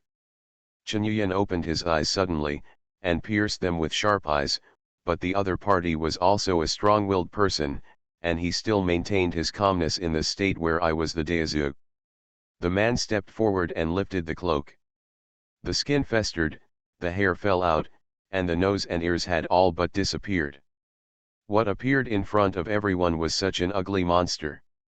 Even Inspector Ingram and the others were frightened. Ingram murmured, "Great Elder, why are you?" "I was exposed to excessive radiation in the core area of the large nuclear fusion plant. Although I survived by chance, my body has mutated. Now I can no longer be said to be alone. I'm sorry," Maxon said slowly. His vocal cords were also damaged, making his voice hoarse and unpleasant. Inspector Ingram shook his head in pain and said, "No. We should be the ones who should be sorry. You used your life to obtain the beryllium oscillator and covered my evacuation, so that we can activate the Liberty Supreme and have the last chance. But we completely ruined this opportunity." "It's not your fault, Ingram. Because the Zouaves are more determined to win than we are," Maxon said. Inspector Ingram wanted to refute, but she immediately remembered those volunteer soldiers who resisted liberty with flesh and blood, and the words she was about to speak turned into a sigh. Only then did Maxon turn to Chen Yuyan and said, "The Brotherhood of Steel will agree to all the 3 conditions you raised. But we hope there are some restrictions." "Tell me." Chen Yuyan nodded. "The purpose of the Brotherhood of Steel is to collect unnecessary, out-of-spec technology under our control. This purpose is not motivated by ambition, but a way we hope to bring peace to this land. The fighting will never be stopped, but if the Brotherhood of Steel's goals can be achieved, no matter how much humanity struggles, it won't be as devastating as the Great War. At the same time, the Brotherhood's higher level of force can also suppress some wars that exceed the limit. But, the last time you came to see me on the Pridewin, you asked me a few questions, and now I understand that this is indeed something that the Brotherhood cannot solve." Maxon said, "I want to quit the Brotherhood of Steel not because I have become a ghoul, but because of this." Chen Yuyan didn't speak, but continued to nod. The secret meeting he had with Elder Maxon last time was the reason why he decided to be hostile to the Brotherhood of Steel. Because he found that Maxon did know the existence of those problems, but he believed that he could solve this problem himself. Those problems are actually very simple. The first is that the Brotherhood of Steel is separated from the public, becoming a superior upper class and discriminating against the lower class. The second is how the Brotherhood can ensure that those beyond limit technologies will not be used by themselves to destroy the original order. Maxon always believes that these 2 problems can be solved through personality, morality, and sense of honor, but it turns out that neither personality, morality, nor sense of honor can do anything at all. The Brotherhood was in a hurry and still activated Liberty Supreme to move towards the civilians in the castle. But the problem you gave me before is now in front of you. So, how will you solve it?" Maxon kicked the ball back. Chen Yuyan smiled, lit a cigarette for himself, and said, "First, I will make a copy of the Brotherhood's database, and I will discuss the contents with you. 10% of the content, and the related technology of these contents I will promise you will not appear in this world. Second, Liberal Sovereign must stay. But I will remove all the parts inside it, leaving only the shell, and transform it into a monument to show everyone the brave fighting and sacrifice of the volunteers. Third, leave everything behind, except food. Yes, you can take food away. That's my bottom line." "I agree." Maxon thought for a while, agreed directly, and then continued to ask, "But you haven't answered my question yet. The problem of the Brotherhood of Steel is not a problem for me at all.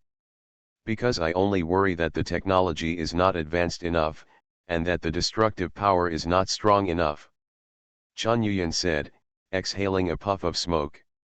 You intend to repeat the mistakes of the Great War? No, it's simply because, there are many parallel worlds. The world we live in is just an extremely small one among countless worlds. Chen Yuyan smiled, patted Maxon on the shoulder, turned and left. Then it was between Maxon and the fraternity, not him. The Pridewind airship turned slowly and headed south. It carried the remnants of the Brotherhood of Steel. About 50 members of the Brotherhood of Steel offered to join the volunteer army and leave the Brotherhood, and Chen Yuyan happily accepted them. After completing the negotiations, Maxon officially announced to all Brotherhood members the fact that he had been radiated and turned into a ghoul. There are two types of ghouls.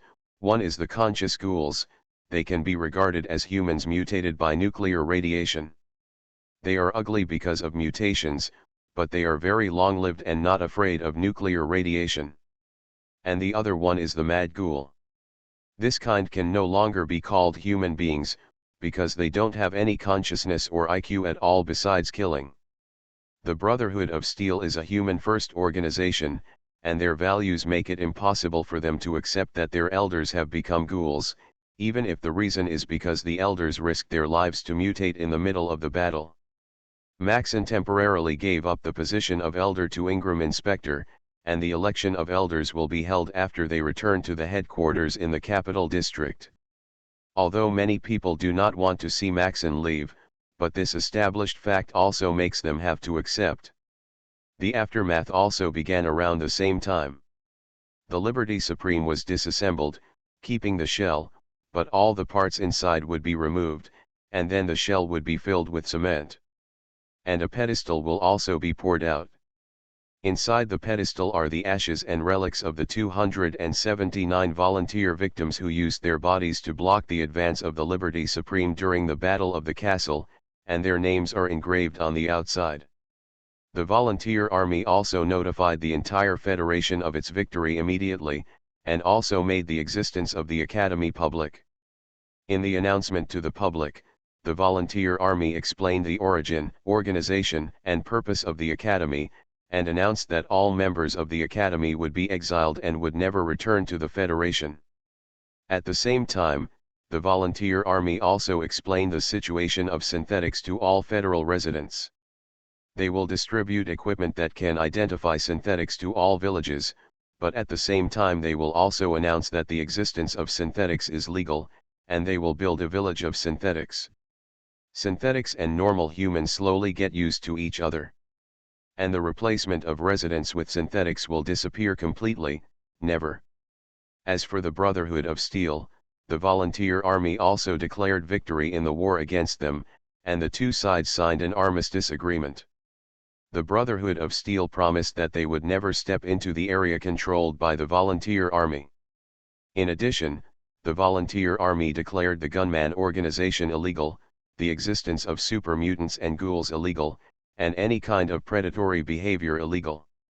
These people are the targets of unconditional extermination.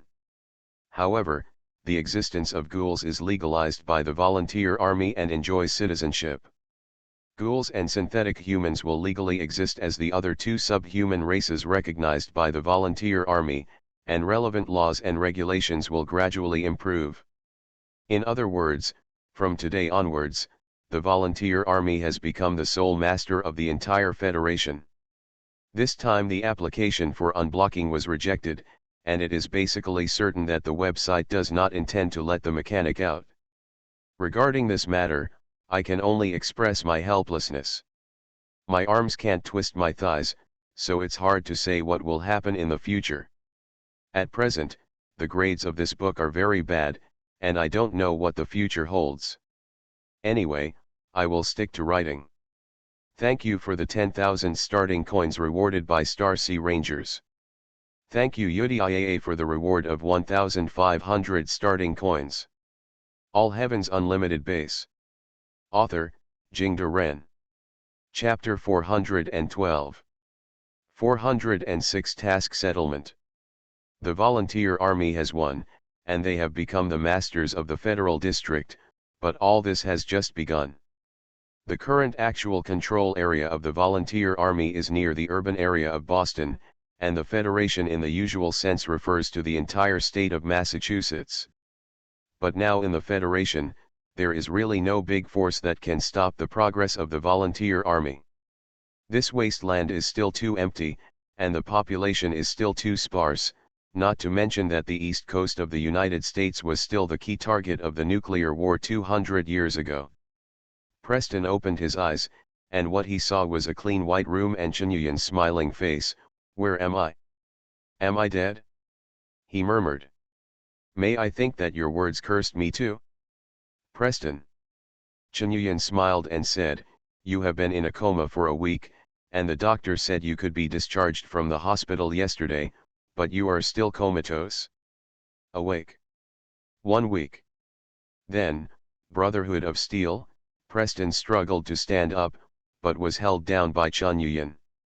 "The Brotherhood of Steel has surrendered. After negotiations, they left behind all the supplies they brought, Liberty Supreme, and all the databases, and then drove home in that shabby airship." Chen Yuyan said, "We won." "Win?" He. Preston laughed, his tense body relaxed, and then he kept laughing, but tears flowed down his face while laughing. He. "We won, we won." Chen Yuyan just quietly watched him vent his emotions, and when he calmed down, he brought a towel and threw it on his face. Preston wiped his face with a towel and said, "So I can go home and farm?" "Unfortunately, no, the volunteer army still cannot do without you, Garvey," Chen Yuyan said. "What qualifications do I have to stay in the volunteer army?" 279 brothers. It is I who let them go to die again and again. It is I who let them use their flesh and blood to block Liberty Supreme's laser cannons and nuclear bombs. Why should I? Can you still stay in the volunteer army?" Preston was a little excited. "On that day, if you continue to give orders, the brothers will still obey your orders without hesitation, and go to die one by one." Chen Yuyan's words were a bit cruel, but you have to understand, the reason why they do it because they understand that you will not make their sacrifice meaningless. Brothers go to die not for you, but because they believe that you can help them achieve their dreams. Preston fell on the bed, his eyes were blank. After the Quincy massacre, I lingered on my last breath just to keep the fire of the volunteer army alive. So what about this time? What am I for? The volunteer army has won, I'm no longer needed. It is precisely because the volunteer army has won that we need you more. Chen Yuyan raised his voice, "Now is not the time to run away. We are going to fulfill the greatest wish of every sacrificed brother, to make the Federation a party in this doomsday Pure Land. If we cannot achieve this goal, then we are truly sorry for those brothers who sacrificed for this belief. But it's nothing but, well, get up. Don't take this as a burden. What reward is better than watching the Federation become prosperous day by day? We deserve it," Chen Yuyan said. Preston just shook his head, sighed softly and said, "Let's go, let us do something for the sacrificed souls and for the future of the Federation." A smile appeared on Chen Yuyan's face again. "Actually, sometimes defending the country is far more difficult than fighting the country. At this time, I can't leave you. Yesterday, Hancock, the mayor of Fanglan Town, agreed to merge. The volunteers are gone, but further negotiations are needed on what to do with their armed forces." "Hancock? I know this man. He is the younger brother of Diamond City Mayor McDonough. He was infected by radiation and turned into a ghoul. Later, he led the criminals exiled from Diamond City to Fanglan Town. This guy also holds there are several caravans with abundant supplies and strong strength, and they are ruthless characters," Preston said. "He is mainly willing to contact us because we recognize the legal status of synthetic humans and ghouls. In addition, after the fall of the two major forces of the Academy and the Brotherhood of Steel, he also understands that he can no longer be alone. After all, Pride when basically, the whole of Boston saw how the airship flew back on fire," Chen Yuyan said. "The legal status of ghouls and synthetics? It's easy to say for ghouls, but synthetics? Preston still didn't know many things because he had been in a coma. I have decided to assign the Sunshine Coast Cooperative to synthetics as their living village, which is not far from Gray's Garden, which is full of Mr. Handy's robots, and there is a mutual echo. For other human residents, synthetics the village of the robot is close to the farm of the robot, and there is no sense of disobedience. Chunyuan said. Originally, I planned to set up the synthetic human village on Wonder Island, but after thinking about it, although it is very suitable for building a settlement there, it is too far away from the main human settlements. It's just a place to live, and I hope they can integrate into human society, he continued. Preston nodded, and suddenly said, I understand what you mean. The residents of the Federation have been afraid of synthetic humans for decades, and the best way to solve this fear is not to eliminate it, but to eliminate it. It's about putting it out in the sun for everyone to see. That's right. Even if we destroy the Academy, the residents of the Federation will still question whether the people around them are synthetic humans for a long time. It's better to be generous and put the synthetic humans on the bright side.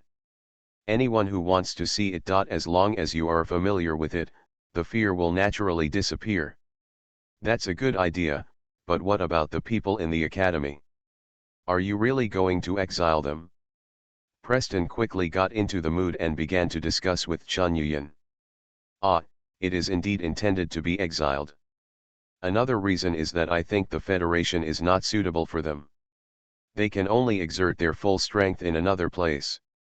Chunyuan and Preston walked towards the outside of the clinic while chatting, and Yi followed Boss Yan without saying a word the whole time.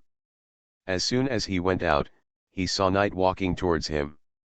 It seemed that he had a happy face and was in very good condition. And Piper Wright also walked with him. In the past few days, the relationship between the two has developed rapidly. According to Knight, Piper Wright's appearance is somewhat similar to his wife Nora, and his carefree personality is also very pleasing to him. At the same time, Pip also felt good about Knight, and the two were getting very close now, so it was no wonder that he was in such a good mood. Boss Yan, with the help of Xiao En, I have finished counting the scientists, family members, and synthetics of the Academy in groups, and the order of grouping and batching has been set. The next step is, Knight walked over full of expectations looking forward to Chunyuan. A new world. Chunyuan helped him finish the sentence with a smile, and then hugged Knight's shoulders. Things are almost arranged these days, let's go to the Academy and get the first batch of people who leave the Federation call on someone. Okay. I've been waiting for this day for too long. Knight said excitedly. Wait a minute, are you leaving? Preston looked at Chunyuan in disbelief. The world under our feet is just one of many worlds, Preston. That's right, I came here from another world, so I am different. Now, it's time for me to go back. Chunyuan said, I have handed over the management of the independent regiment to Ramirez, and the daily management of the volunteer army is now being handled by Sturgis and Marcy Long. Everything is running normally.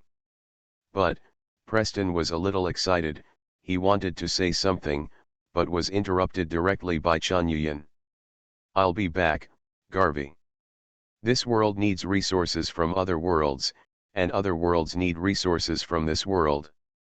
The worlds are interconnected, and you'll see soon.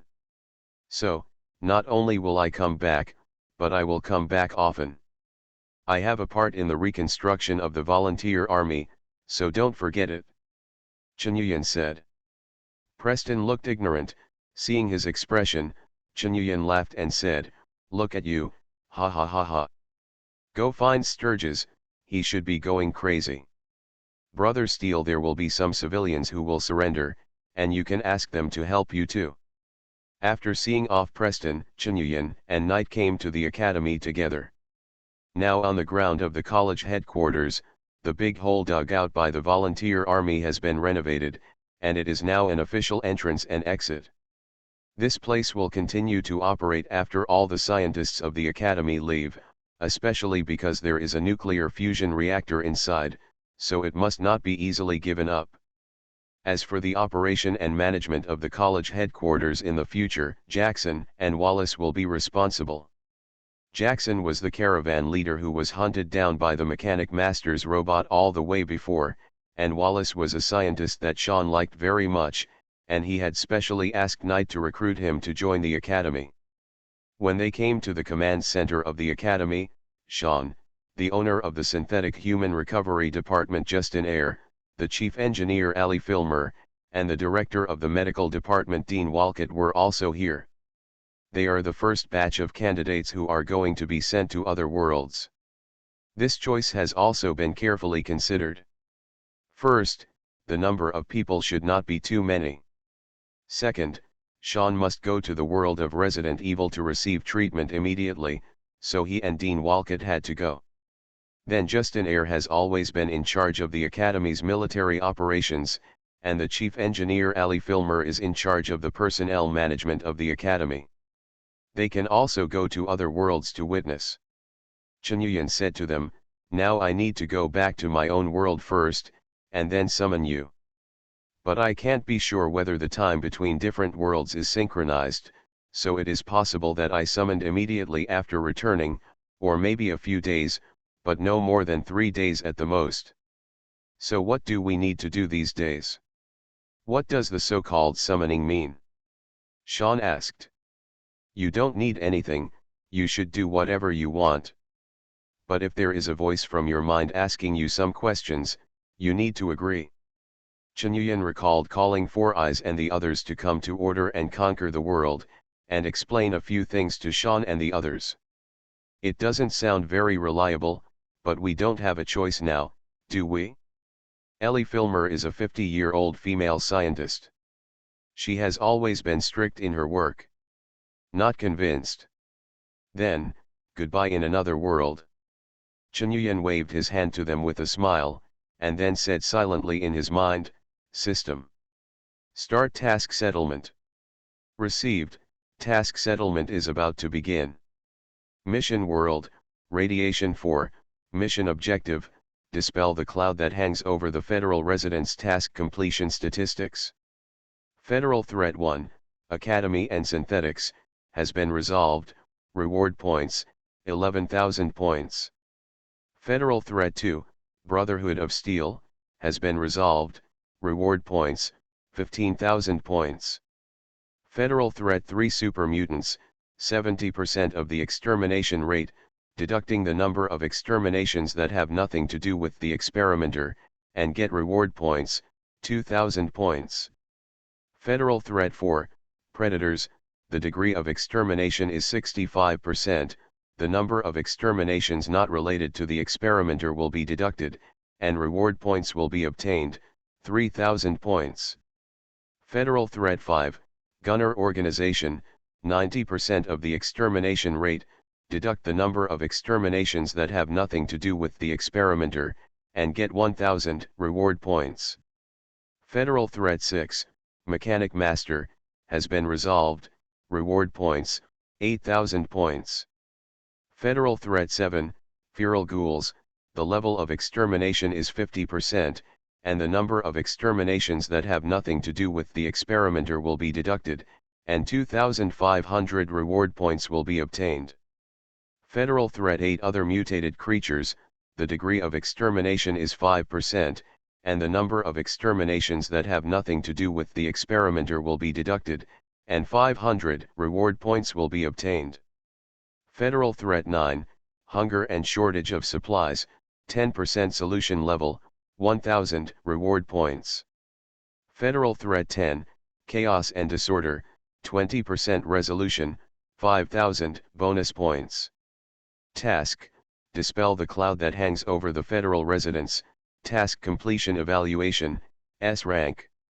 Task reward, the experimenter Chunyuan will monopolize the world of Fallout 4, and the system will not open any copies of the world of Fallout 4. Extra reward for S-level evaluation, when the experimenter summons people from the world of Radiation 4 to other worlds, the reward points paid will be reduced by 50%. Other mission point rewards, Volunteer Army Development Index, get 2000 reward points.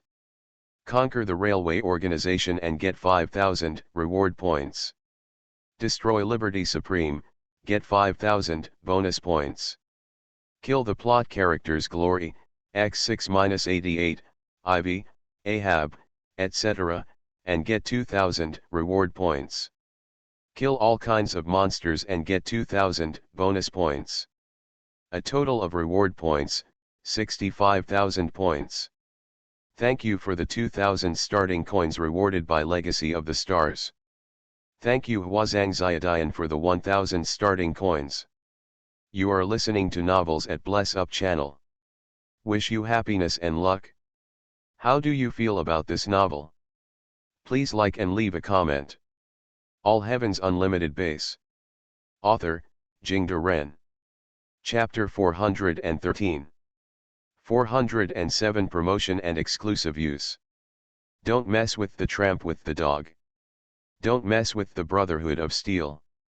Lin Huo's shout echoed in Qinyuyan's ears again. Swish. The light flickered, and the figures of Qinyuyan and Yi appeared in front of Lin Huo. And Tomoko Gaoliang was also behind, looking at this side with a somewhat complicated expression, as if thinking about her own future. Lin Huo only felt a blur in front of his eyes, and the figures of Qinyuyan and Yi who had just disappeared reappeared, but their positions and postures had changed, and the clothes they were wearing were also different. Even he took a few seconds to regain his composure and asked, "It looks like you succeeded." When performing missions in other worlds, the time of that world is relatively static relative to the main world, so although Qinyuyan went to the world of Fallout 4 for a few months, it is still a short period of time for the world of Command and Conquer. Moment. Qinyuyan looked at his long-lost teammate and laughed, "The advice you gave me is really useful. If it wasn't for your reminder, I might not have thought of building a good relationship with Knight. Who would know that the leader of the academy is actually his son?" Lin Huo breathed a sigh of relief. "It's good if you heard it. You must know that in the world of Fallout 4, homeless people with dogs are absolutely not to be messed with. Also don't mess with the Brotherhood of Steel, they have airships and freedom your majesty, this is not something we can fight against." "When did you tell me not to mess with the Brotherhood of Steel?" Qinyuyan was stunned. "Didn't I just say that? Didn't you hear it?" Lin Huo was also a little confused. "Didn't you just have time to talk about the homeless man with the dog? It seems that you didn't hear it at that time, but since you came back alive, it means that you can still distinguish the situation clearly. It is also true that the strength of the Brotherhood of Steel is on the bright side. Maybe it is not in our world. It is worth mentioning, but in that piece of wasteland, there is absolutely no power that can match it," Lin Huo said. Qinyuyan nodded, deeply convinced. Indeed, the strength of the Brotherhood of Steel is another level of existence in the Federation. Even I almost overturned and drove them away after suffering heavy losses. Lin Huo's eyes widened suddenly. "Wait a minute. You mean, to drive away? Have you started a war with the Brotherhood of Steel?" "Yes, I gathered the strength of the Academy and the Volunteer Army, and they were almost no match for me, but fortunately, the final result was acceptable. Speaking of which, they also had a lot of things in their hands. When they finally surrendered, they handed over the database and various supplies. You don't know how many things are inside." Qinyuyan didn't quite understand why Lin Huo had such a big reaction, but he was still full of excitement when he mentioned the Brotherhood of Steel, because the things he got from the Brotherhood were so overwhelming. Too much. "Surrender? You humming beat the Brotherhood of Steel to surrender?" Lin Huo felt that his outlook on life, values, and love had been ravaged. Where's Elder Maxon? Where's Liberty Supreme? Where's the Pridewin? Maxon suffered from excessive radiation and turned into a ghoul, so he withdrew from the Brotherhood of Steel. Liberty Supreme was compensated to me by the Brotherhood, but the damage was too serious, so I filled it with cement and made it a monument. As for Pulley Devon, this thing is useless at all, I let the remnants of the Brotherhood drive home. Chen Yuyan waved his hand and said, but according to my observation, the hard days of the Brotherhood of Steel have just begun, and in our it seems that sooner or later they will split again. This time, even Tomoko Gaoliang was a little restless, and she asked eagerly, what did you go through there? Why can't I understand it at all? Maxon turned into a ghoul? Liberty Supreme made a monument? Brother surrender? These things are completely inconsistent in the plot. Chen Yuyan waved his hand, I'll talk about these things later, and deal with the things in hand first. The system notification has come, and now I have been promoted to the Silver Group, and I have also reached the exclusive conditions for the Fallout 4 world. In fact, when he just teleported back, the sound of the system prompt had already sounded. The experimenter, Chen Yuyan, has already met the promotion requirements, and has now advanced to the Silver Group. After entering the Silver Group, the system will open more information permissions to the experimenters, and the experimenters can inquire at any time. The team formation function is activated, and the Silver Group experimenters will be able to form a team. There is no upper limit on the number of teams, and the team level is determined by the level of the captain. The team battle function is activated. When the experimenter team enters other worlds for trials, the team battle mode may be triggered. In the team battle mode, the battle between the experimenters will replace the plot as the main conflict, and the winner of the team battle mode will receive high rewards. SMS and friend function is enabled. Experimenters in the Silver Group can add other experimenters above the Silver Group as friends, and send messages to each other. Are you in the Silver team? Well then, I can form a team now. Chen Yuyan looked at Lin Huo and Gao Liang's Haizi and said. Lin Huo was a little hesitant. After all, he was still a little unhappy that his Iron Hammer town was annexed by Chen Yuyan, but after a few seconds, he still nodded and said, then hurry up, Captain. Tomoko Gaoliang didn't care. She had already decided to join Chen Yuyan's team when she surrendered. Chen Yuyan was not too polite. He directly told the system in his mind that he wanted to create a team.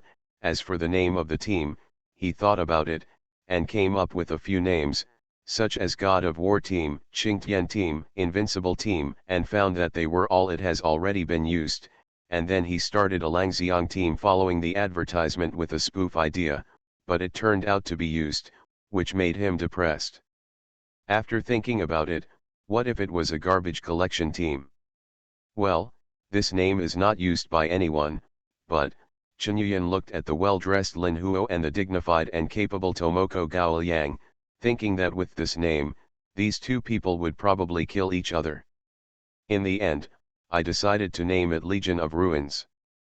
Anyway, I made my fortune from the City of Ruins, and went to the world of Fallout 4 to pick up garbage for a few months, so it's not bad to call it this name. And it is also the same as the name of the banner that I raised in this world. After forming the team, invite Lin Huo and Gao Liang's Haizi to join, and that's it. Yi, as Chen Yuyan's exclusive follower, is now included in the team member information, but even so, the strength of the Ruin army is still a bit weak. Chen Yuyan couldn't help but think of the sisters Ling Yu and Ling Xiao that he met in the world of Resident Evil.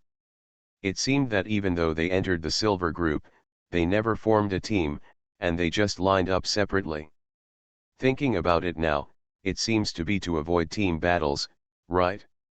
It's just that I don't know what their situation is now. It would be great if they could be recruited into the group.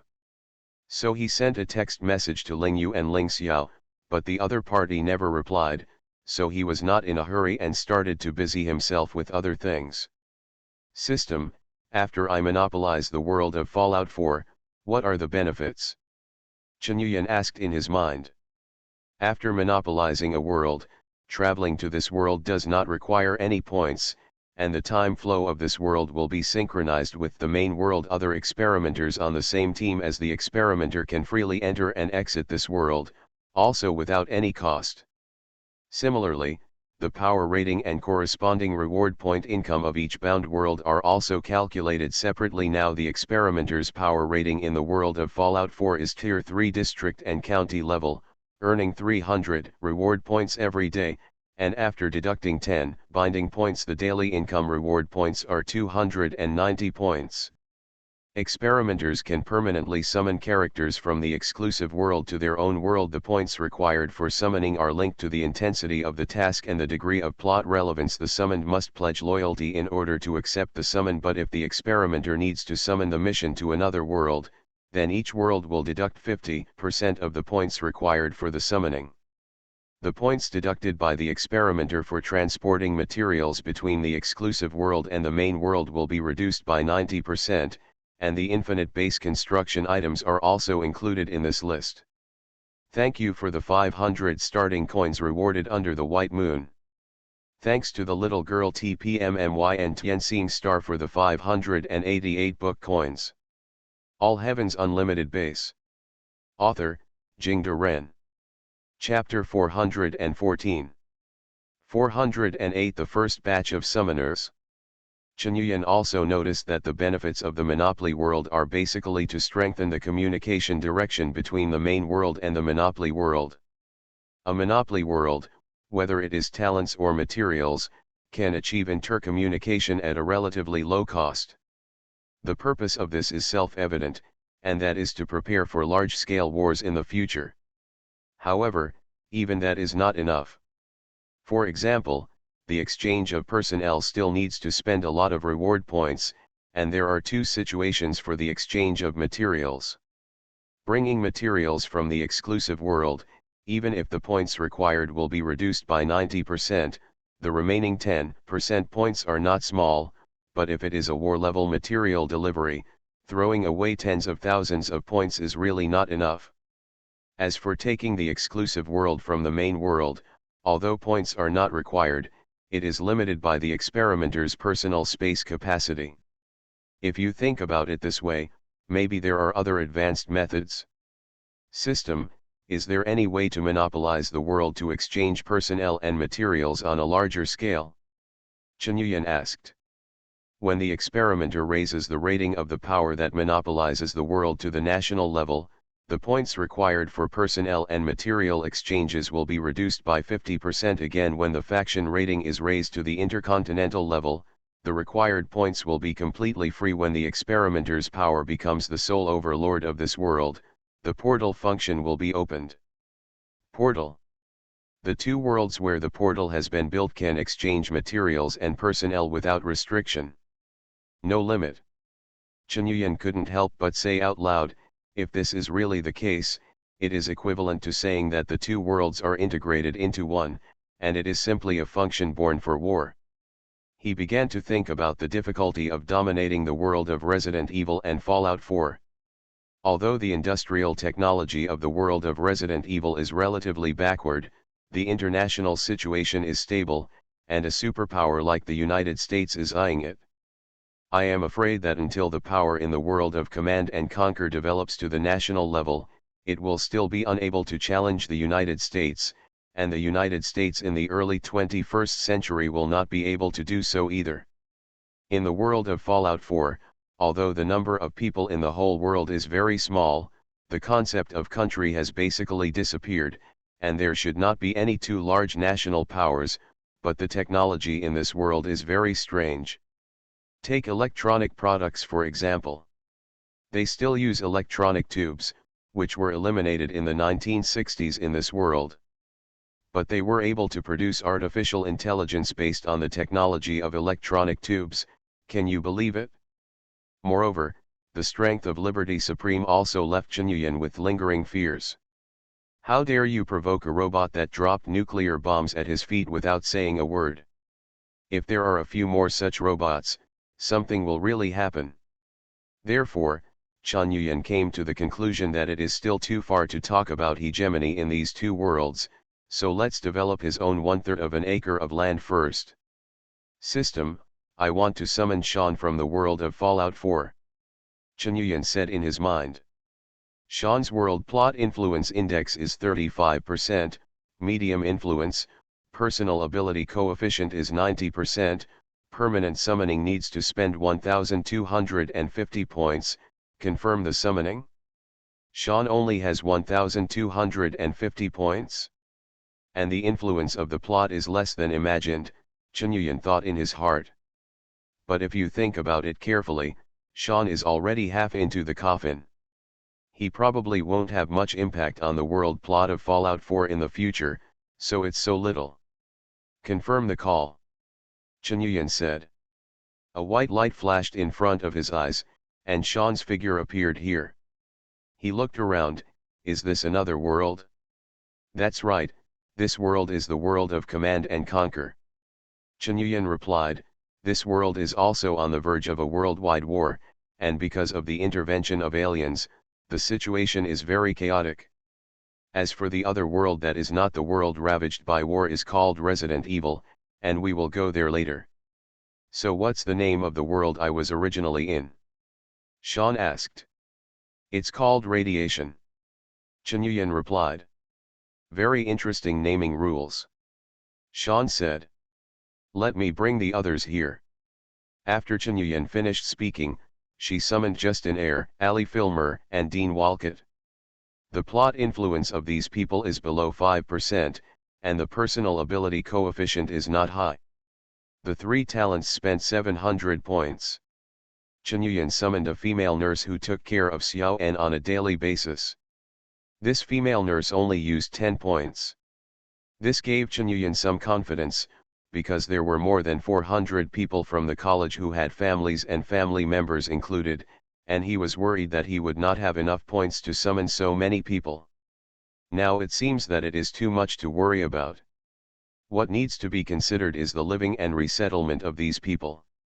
Speaking of which, the reward points obtained in the world of Fallout 4 this time are not many, at least much less than Chunyuan expected, only 65,000 points in total. In fact, according to his prediction, this journey has included railways, mechanical masters, and academies, ran away from the Brotherhood of Steel, and eliminated countless monsters along the way. The most important thing is that although I don't know the original plot, it can be definitely defined that Yang Jun's development must be many times faster after receiving his support. But in comparison, he got more than 48,000 points in the tasks in the Resident Evil world, and the points he got in Radiation 4 are not too many. It seems that this is the case. The reward points given by the tasks in the world of Radiation 4 are a lot for completing tasks, but very few are given for eliminating monsters and plot characters. It is estimated that the system is aimed at this single-player task. Adjust it. After summoning the first batch of Sean, Justin Eyre, Ali Filmer, Dean Walcott, and the female nurse, Chunyuan began to prepare to summon Knight. Nate, the influence of the world plot is 95%, the influence is crucial, the personal ability coefficient is 240%, and the permanent summoning needs to spend 10,000 points. Are you sure to confirm the summoning? It actually costs 10,000 points. Yi's strength is much stronger than Knight's. It only takes 16,000 points to become an exclusive follower. Why does Knight need 10,000 points? Chunyuan scolded, and it would cost him more to go to one more world. Spend 5,000 points. Are you confirm the call? The system ignored him and just repeated a sentence. Confirm the summoning. Then bring all the people I summoned to the world of Resident Evil. Chunyuan confirmed without hesitation. The permission to go to the world of Resident Evil will be opened for Sean, Justin Eyre, Ellie Filmer, Dean Walcott, Nurse, and Knight, and the total cost is 5,980 points. Counting the summoning and opening permissions, this is a total of 17,940 points. This time, the harvest of completing the task in the Radiation 4 world is reduced by 1/3. But to Chunyuan, this is all floating clouds. Compared with these points, commitment is the most important thing. Knight's figure appeared in front of him, and like everyone else, he looked around. This is another world? Why does it feel like there is no difference? In the final analysis, they are all human civilizations. Of course there is not much difference. Well, since the first batch is here, I will find someone to explain the situation in this world to you first, and then go to another world. Chen Yuyan said after finishing, find Wang Jinsong and ask him to explain the specific situation of the world of Command and Conquer to everyone.